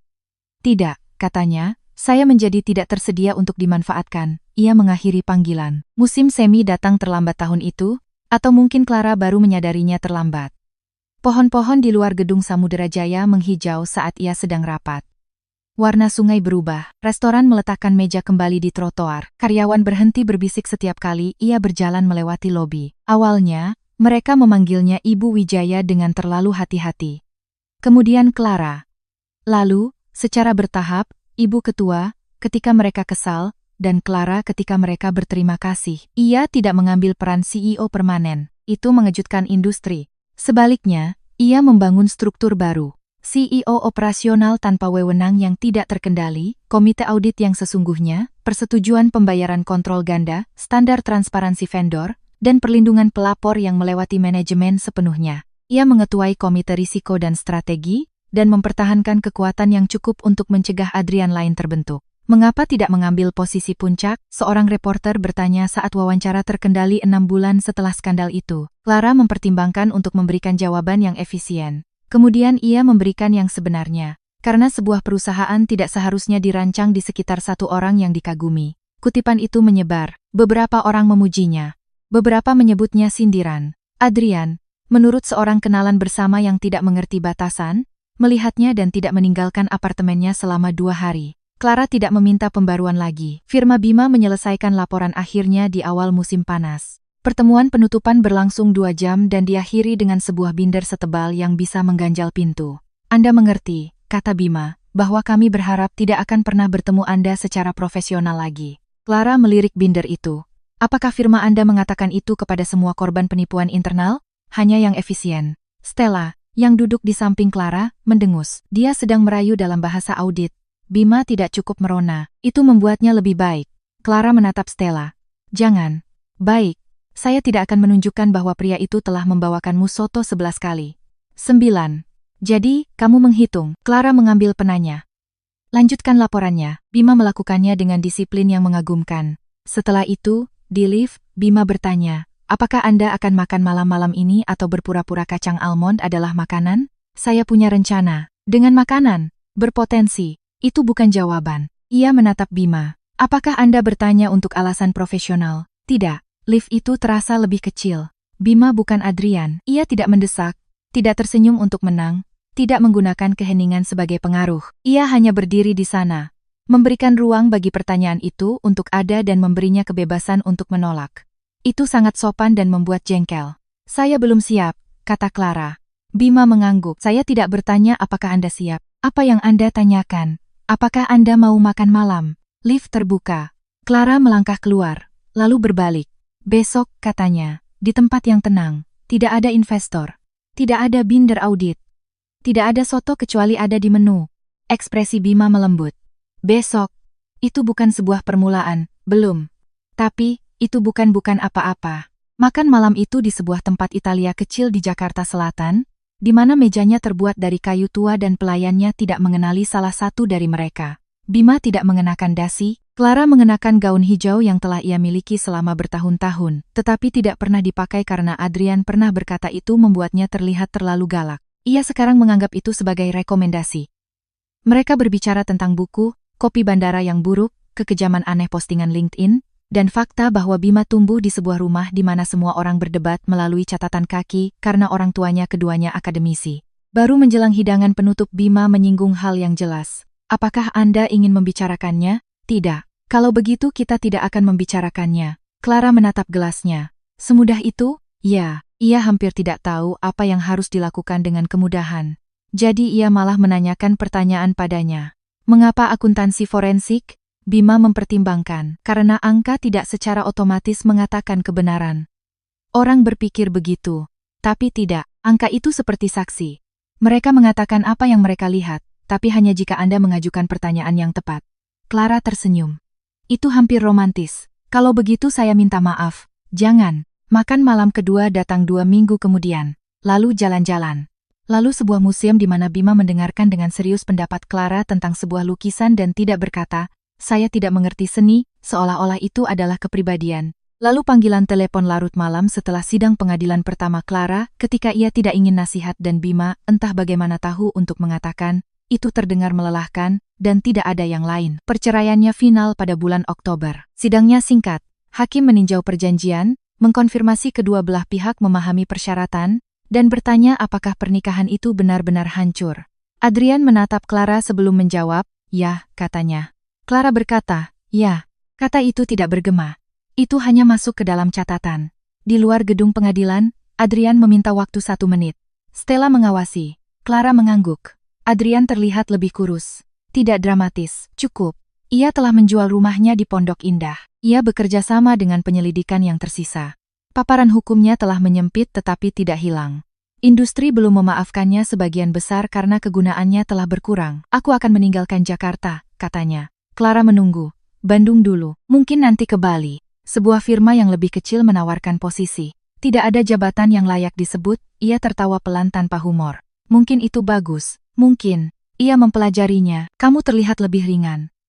Memang, itu menyakitinya. Clara tidak meminta maaf. Aku menulis surat untukmu, katanya. Aku tidak mengirimnya. Bagus. Adrian mengangguk seolah sudah menduganya. Aku ingin mengatakan aku minta maaf tanpa menggunakan maaf sebagai pancingan.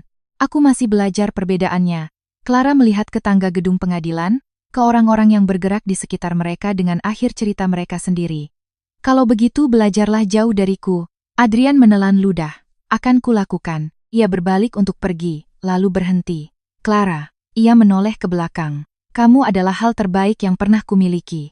Ia tidak tersenyum. Saya bukan sebuah benda, katanya. Adrian memejamkan matanya sejenak. Tidak, katanya, memang bukan. Lalu ia berjalan pergi. Stella datang berdiri di sampingnya. Kamu baik-baik saja? Clara memikirkannya. Ya, sungguh. Kalau begitu mari kita minum kopi yang tidak enak dan merayakan kebebasanmu. Clara melihat ke kota, abu-abu dan bising dan sama sekali tidak tertarik apakah pernikahannya telah berakhir. Bagus. Malam itu, ia bertemu Bima untuk makan malam. Ia memberitahunya bahwa perceraiannya sudah final. Bima tidak langsung memberinya selamat. Sebaliknya, ia bertanya, bagaimana rasanya hari ini? Clara berpikir, seperti meletakkan koper yang aku lupa sedang kubawa. Baru saat itulah Bima mengangkat gelasnya. Untuk tangan yang lebih ringan, ia mendentingkan gelasnya. Untuk tangan yang lebih ringan. Keesokan paginya, Clara berjalan ke Samudera Jaya mengenakan gaun hijau yang tidak disukai Adrian dan menandatangani piagam tata kelola akhir. Di bagian bawah, Ketua Komite Risiko dan Strategi, ia menulis, Clara Wijaya. Tanda tangan itu terlihat seperti sebuah pintu. Setahun setelah rapat Dewan Direksi, Samudera Jaya mencatatkan kuartal terkuatnya sejak skandal itu. Perusahaan tidak merayakannya dengan sampanye. Clara melarang sampanye dari kantor setelah seorang analis junior mengatakan itu membuat setiap kemenangan eksekutif terasa, seperti seseorang akan membuat keputusan yang mengerikan. Sebaliknya, mereka mengadakan acara syukuran, nasi tumpeng, buah-buahan, kopi, dan satu kue besar yang bertuliskan, kontrol bersih, angka bersih, dengan lapisan gula biru karena pengendali keuangan yang baru memiliki selera humor yang suram. Para karyawan menyukainya. Clara berdiri di belakang sementara CEO baru, Dewi Anggraini, memberikan pidato. Dewi memiliki rambut perak pendek, suara seperti kerikil, dan tidak tertarik untuk berpura-pura bahwa bisnis adalah keluarga. Clara langsung menyukainya. Kita berhasil bukan karena satu orang menyelamatkan kita, kata Dewi kepada ruangan itu. Kita berhasil karena cukup banyak orang menolak untuk diam ketika itu penting.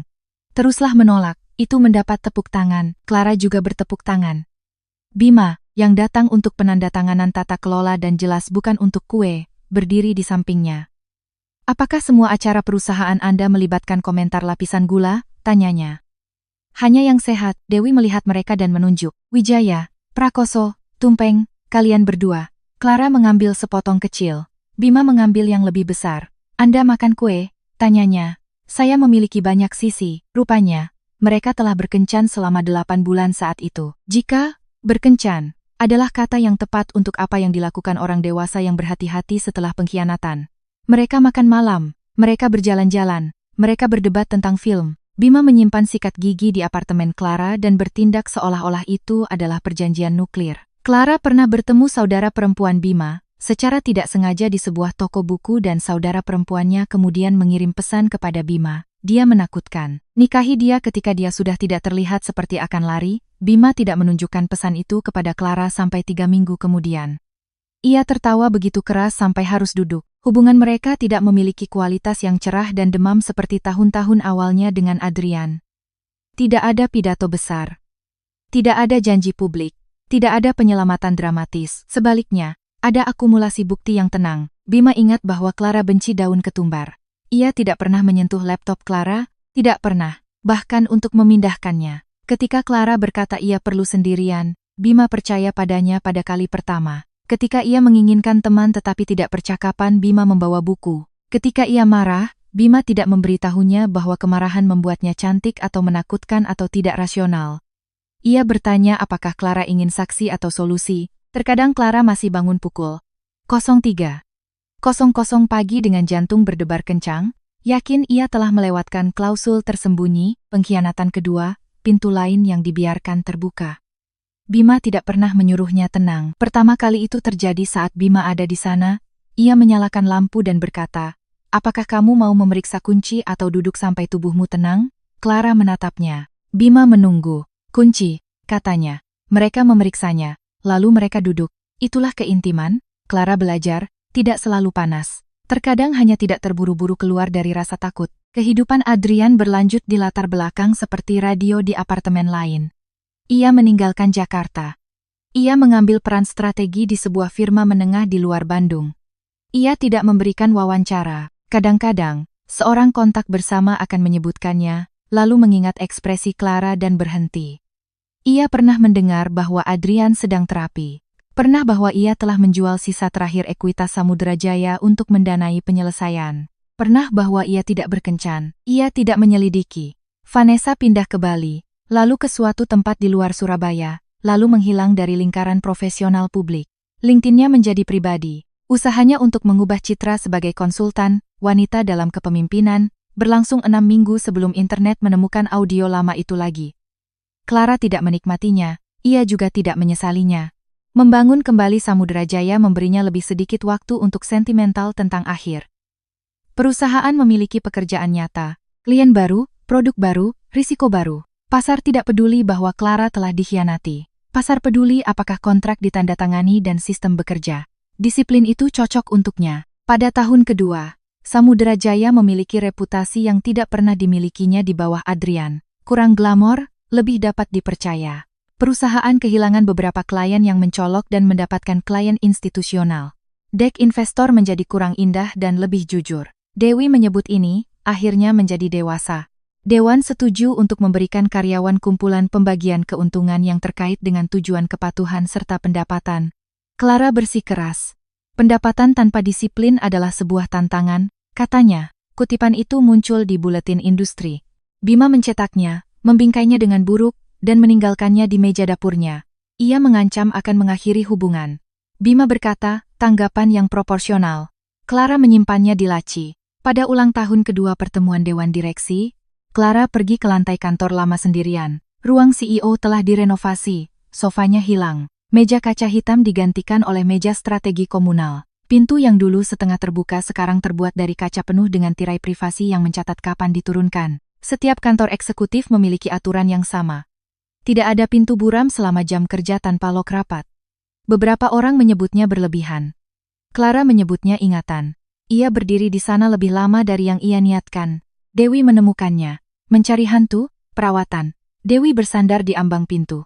"Kamu baik-baik saja?" "Ya, bagus. Karena klien risiko perusahaan yang baru menyebalkan dan aku butuh kamu untuk menakuti mereka dengan sopan." Clara tersenyum. "Dengan sopan? Coba saja." Pekerjaan berlanjut. Malam itu, Bima datang dengan makanan Thailand. Clara tidak memberitahunya hari apa itu. Bima tahu. Mereka makan di meja dapur, kutipan buruk berbingkai mengintip dari laci karena Bima telah membukanya sebelumnya mencari sumpit. Setelah makan malam, Bima mencuci wadah tanpa bertanya apakah harus didaur ulang karena ia telah mempelajari sistemnya. Clara mengeringkan meja. 2 tahun, katanya. "Ya, apakah kamu mau menandainya?" "Aku tidak tahu." Bima mengangguk. Ia menoleh padanya. "Apakah kamu pernah berpikir aku terlalu merepotkan?" Pertanyaan itu mengejutkan mereka berdua. Pertanyaan itu keluar dari mulutnya lebih lembut dari yang ia maksudkan. Bima meletakkan handuk. "Tidak, secepat itu." "Ya, kamu tidak memikirkannya." "Aku sudah memikirkannya, bukan karena kamu merepotkan. Karena kamu mungkin akan bertanya suatu hari nanti." Tenggorokannya tercekat. Bima bergerak lebih dekat tetapi tidak menyentuhnya. Clara, mencintai seseorang yang telah selamat dari pengkhianatan berarti memahami bahwa terkadang masa lalu memasuki ruangan sebelum mereka melakukannya. Itu bukan masalah, itu cuaca. Kamu belajar ramalannya. Kamu membawa mantel. Kamu tidak menyalahkan langit. Ia menatap Bima. "Itu terlalu puitis," katanya. "Saya menyesalinya." Ia tertawa lalu menangis, yang merepotkan dan manusiawi. Bima memberinya handuk karena ada di tangannya, dan kemudian tampak ngeri pada dirinya sendiri. "Itu untuk piring." Itu membuatnya tertawa lebih keras. Kemudian, duduk di lantai ruang tamu karena sofa tiba-tiba terasa terlalu formal, ia menceritakan kisah lengkap pintu kantor.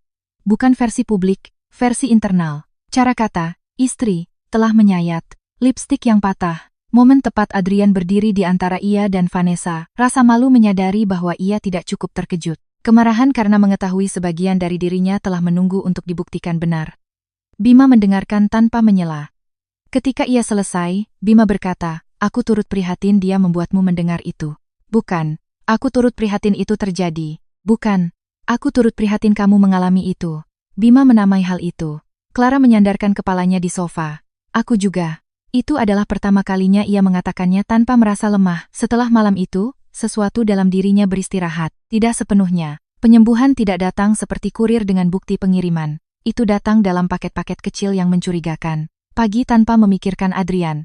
Perdebatan dengan Bima yang tidak terasa seperti pengabaian. Rapat dewan di mana seseorang tidak setuju dengannya dan sistem sarafnya tidak mengubahnya menjadi perang. Suatu hari ketika ia melewati etalase lipstik dan tidak merasakan patahan lilin merah di tangannya. 3 tahun setelah skandal itu, Samudera Jaya membuka pusat pelatihan kepatuhan barunya. Dewi bersikeras menamai salah satu ruangan, Laboratorium Wijaya. Clara menolak, para karyawan mulai menyebutnya begitu, yang membuat penolakan itu sia-sia. Pada pembukaan, Clara memberikan pidato singkat. "Inti dari kontrol bukanlah untuk mengasumsikan semua orang korup," katanya. "Intinya adalah untuk memastikan bahwa orang baik tidak dipaksa bergantung pada kehormatan orang jahat." Itu dikutip secara luas. Adrian melihatnya. Ia tahu karena Adrian menulis surat. Surat itu tiba di kantornya dengan tulisan tangan, diteruskan melalui penasihat hukum karena Adrian setidaknya mengingat batasan itu. Clara tidak membukanya selama 2 hari. Ketika ia membukanya, surat itu singkat. "Clara, aku melihat pidatonya. Kamu benar. Tentang perusahaan. Tentang aku. Tentang cinta bukan pengganti kejujuran. Aku tidak mengharapkan pengampunan. Dan aku tidak akan meminta pertemuan. Aku hanya ingin mengatakan bahwa aku akhirnya belajar perbedaan antara kehilangan sesuatu dan menghancurkannya. Aku menghancurkan kita. Aku harap kehidupan yang kamu bangun lebih baik daripada yang aku minta kamu pikul. Adrian." Clara membacanya sekali. Bima ada di dapur membuat teh. Ia melihat kertas di tangan Clara. "Urusan lama?" tanyanya. "Utang lama. Apakah kamu mau menyimpannya?" Ia memikirkan orang-orang muda di foto itu. Pintu. Ruang dewan, sendok, gedung pengadilan, tanda tangan yang bersih. Lalu ia berjalan ke mesin penghancur kertas. Tidak. Mesin itu mengambil surat itu perlahan, mengubahnya menjadi potongan-potongan putih tipis. Bima meletakkan teh di sampingnya. "Bagaimana perasaanmu?" Clara memperhatikan potongan terakhir menghilang. "Tenang." Bima mengangguk. Di luar, hujan turun di jendela dalam garis-garis vertikal yang bersih. Clara mengambil teh dan bersandar padanya. Bukan karena ia tidak punya tempat lain untuk berdiri, karena ia ingin, perbedaan itu adalah segalanya. Bima melamar tanpa penonton. Clara mencintainya untuk itu sebelum ia tahu Bima akan melamar. Itu adalah hari Minggu biasa di bulan April. Samudera Jaya telah selamat dari tinjauan peraturan, menutup kontrak institusional besar, dan melewati 1 kuartal penuh tanpa satu pun eksekutif yang menyetujui pembayaran melebihi batas kebijakan. Dewi menyebut ini membosankan dengan cara yang paling seksi. Stella menyebutnya bukti bahwa trauma bisa menghasilkan dokumen. Clara menyebutnya akhirnya memiliki akhir pekan. Ia dan Bima berkendara ke puncak karena Bima mengklaim ia tahu tempat dengan pai apel terbaik di Jawa Barat dan Clara mengklaim pria sering menggunakan pai sebagai kedok untuk perencanaan yang buruk. Bima tidak membela diri. Ia hanya mengemudi. Painya luar biasa. Cuacanya bimbang. Sinar matahari, angin. Lalu gerimis kecil yang membuat mereka tertawa di bawah tenda warung yang tutup. Clara tidak pernah membayangkan bahwa tawa di tengah hujan bisa terasa biasa lagi. Dulu bersama Adrian, setiap momen romantis terasa seperti adegan yang sebagian ia tonton sendiri. Dengan Bima, bahkan hal-hal yang indah pun dibiarkan sedikit merepotkan. Setelah hujan, mereka berjalan di sepanjang perkebunan teh. Pohon-pohon belum sepenuhnya hijau, hanya diselimuti daun-daun baru. Angin bergerak lembut. Bima berhenti di dekat sebuah bangku. Clara langsung curiga. "Kamu terlalu diam." "Aku sering diam." "Diam yang berbeda." Bima memandang ke arah lembah. "Kamu terlalu banyak memperhatikan risiko pekerjaan." Bima merogoh saku mantelnya dan mengeluarkan sebuah kotak kecil. Clara menatapnya. Perasaan pertamanya bukanlah kegembiraan. Itu adalah ketakutan. Ketakutan yang cepat, terang, tidak masuk akal. Pernikahan telah menjadi sebuah ruangan dengan pintu yang ia tendang terbuka untuk menemukan kebusukan. Sebagian dari tubuhnya masih percaya sumpah adalah perangkap yang dibalut bunga. Bima melihatnya. Ia tidak berlutut. Itu menyelamatkannya. Ia memegang kotak itu tetapi tidak membukanya. "Clara," katanya, "ini bukan permintaan. Ini adalah penawaran. Aku mencintai kehidupan yang kita miliki.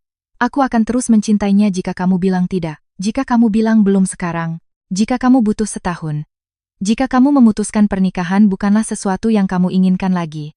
Aku tidak bertanya karena aku butuh jawabanmu untuk meyakinkanku. Aku bertanya karena aku akan merasa terhormat untuk membangun versi rumah yang terasa bebas bagimu. Pemandangan bergerak di belakangnya. Clara bernapas. Ia membuka kotak itu. Cincinnya sederhana. Berlian potongan zamrud yang dipasang rendah. Cukup praktis untuk tidak tersangkut pada berkas. Cukup indah sehingga ia tidak bisa pura-pura tidak memperhatikan. Tidak ada penonton? Tanyanya. Suaranya goyah. Tidak. Tidak ada fotografer tersembunyi?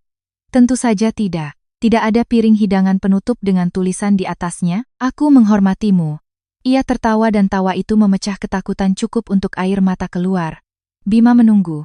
Tanyakan padaku dengan benar, bisiknya. Bima berlutut saat itu. Perlahan, seolah meminta izin bahkan dalam gerakan. Clara Wijaya, katanya, maukah kamu menikah denganku? Ia menatap Bima, pria yang telah membawakan soto tanpa menjadikan soto sebagai utang. Yang telah memeriksa kunci tanpa menyebutnya cemas. Yang telah melihatnya berkuasa dan tidak pernah mencoba menyusut di sampingnya. Yang telah melihat musim terburuk dalam hidupnya, dan tidak pernah memperlakukannya sebagai kekosongan untuk ditempati. Ya, kata itu terasa berbeda kali ini. Bukan seperti melangkah ke dalam sebuah peran. Seperti membuka jendela. Bima menyelipkan cincin ke jarinya dengan tangan yang gemetar. Kamu gemetar, katanya. Aku sudah tenang selama 42 tahun. Aku pantas mendapatkan ini.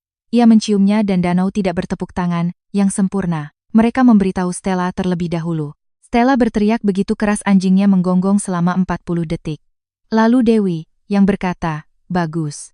Dia punya sepatu yang masuk akal. Lalu saudara perempuan Bima, yang mengirim pesan langsung kepada Clara, dia sudah tidak terlihat seperti akan lari. Kerja bagus. Clara menyimpan pesan itu. Mereka tidak mengumumkannya secara publik selama 3 bulan. Clara ingin pertunangan itu menjadi milik mereka sebelum menjadi milik komentar siapapun. Ketika mereka memberitahu orang-orang, tanggapan datang dalam gelombang yang dapat diprediksi. Kegembiraan, kejutan, spekulasi. Beberapa artikel tidak berkelas tentang wanita yang menjatuhkan suaminya menemukan cinta dengan auditor. Stella mengancam 3 blog. Clara menyuruhnya mengancam hanya 2. Bima mengabaikan semuanya kecuali satu judul yang menyebutnya, akuntan pendiam yang memenangkan hatinya. Saya keberatan dengan pendiam, katanya. Seharusnya begitu, dan akuntan. Kamu keduanya. Saya adalah mitra forensik. Itu hanya akuntan dengan pencahayaan yang lebih baik. Bima tampak terluka. Clara menciumnya. Mereka menikah pada musim semi berikutnya. Pernikahannya kecil, atas pilihan yang disengaja, dan meskipun banyak orang mencoba membuatnya strategis. Dewi mengatakan daftar tamu harus mencakup setidaknya 2 investor institusional, karena cinta itu baik, tetapi pasar modal itu nyata. Clara melarang Dewi dari komite perencanaan. Mereka memilih tempat berdinding kaca di dekat Jakarta. Bunga sederhana. Tidak ada lorong yang dipenuhi kamera. Tidak ada liputan surat kabar. Tidak ada pidato tentang kesempatan kedua yang mengubah masa lalunya menjadi dekorasi. Samudera Jaya mengirim hadiah. Sebuah piagam tata kelola berbingkai yang ditandatangani oleh tim kepemimpinan, dan pisau kue berukir, hanya potongan bersih. Clara mencurigai Dewi. Dewi tidak menyangkal apa-apa. Sebelum upacara, Clara berdiri sendirian di ruang ganti kecil dengan Stella, gaunnya sutra gading, garis bersih, tanpa ekor dramatis. Rambutnya disanggul rendah dan lembut di tengkuknya. Cincin yang diberikan Adrian bertahun-tahun lalu telah lama dijual. Hasilnya disumbangkan ke program literasi keuangan untuk wanita yang meninggalkan hubungan yang kasar atau koersif.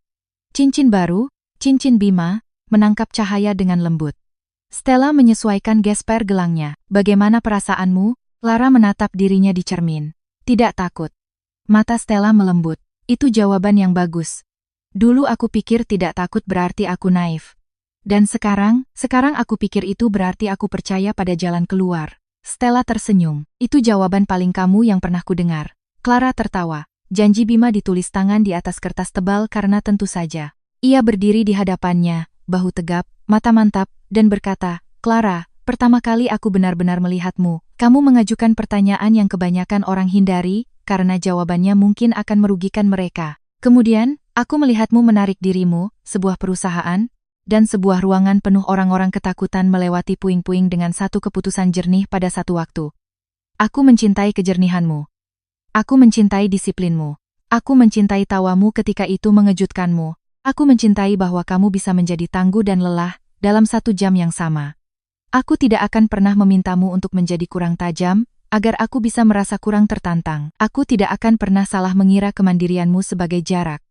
Aku akan berdiri di sampingmu, bukan di depanmu, dan jika kamu perlu istirahat, aku tidak akan menyebutnya kelemahan. Aku akan menyebutnya giliran kita untuk menjadi manusia. Clara hampir merusak riasannya. Janjinya lebih pendek. Bima, kamu tidak pernah mencoba menyelamatkanku dari diriku sendiri. Kamu hanya berdiri di tempat di mana aku bisa mencapaimu jika aku mau.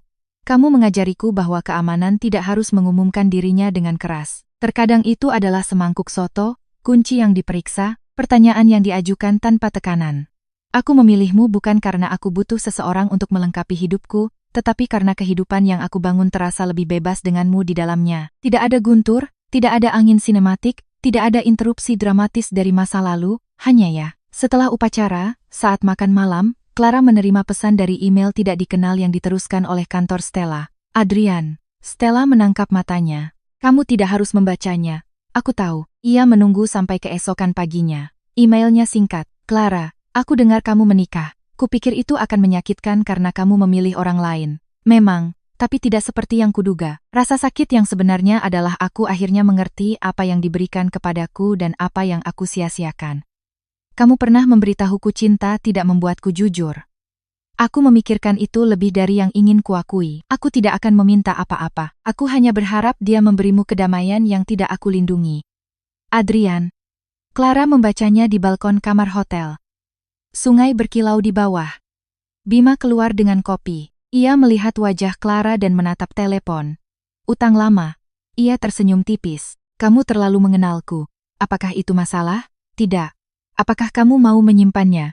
Clara memikirkan kertas yang dihancurkan bertahun-tahun lalu, nama-nama lama, pintu-pintu lama, versi-versi dirinya yang dulu yang memohon penjelasan dari orang-orang yang mengambil untung dari kebingungan. Tidak. Ia menghapus email itu. Kemudian ia menghapusnya dari sampah. Bima memberinya kopi. Sarapan? Tanyanya.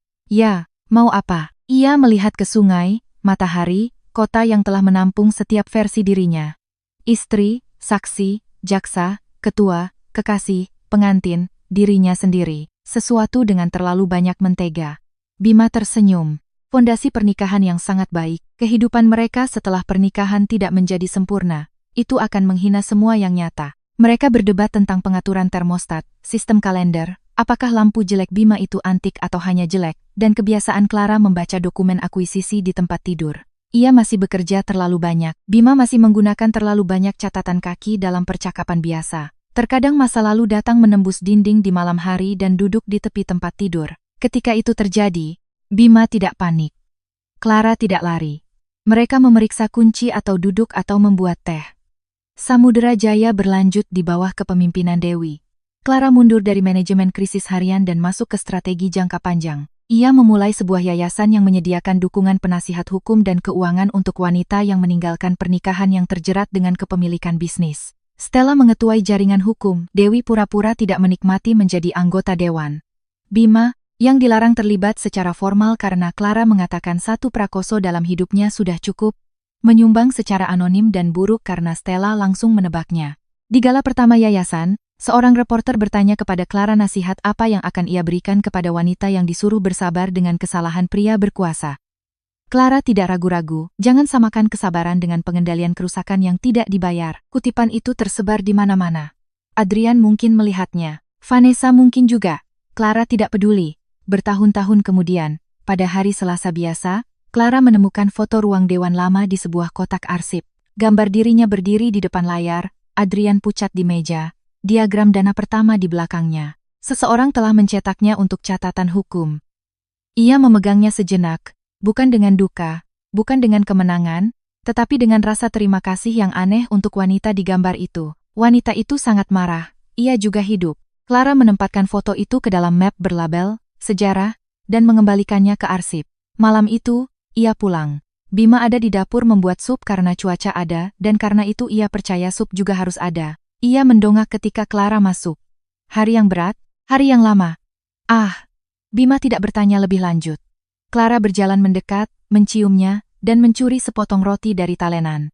Bima berkata, itu untuk makan malam. Clara berkata, aku juga. Bima tertawa. Di luar, Lampu-lampu menyala di seluruh kota, jendela demi jendela, biasa dan terang.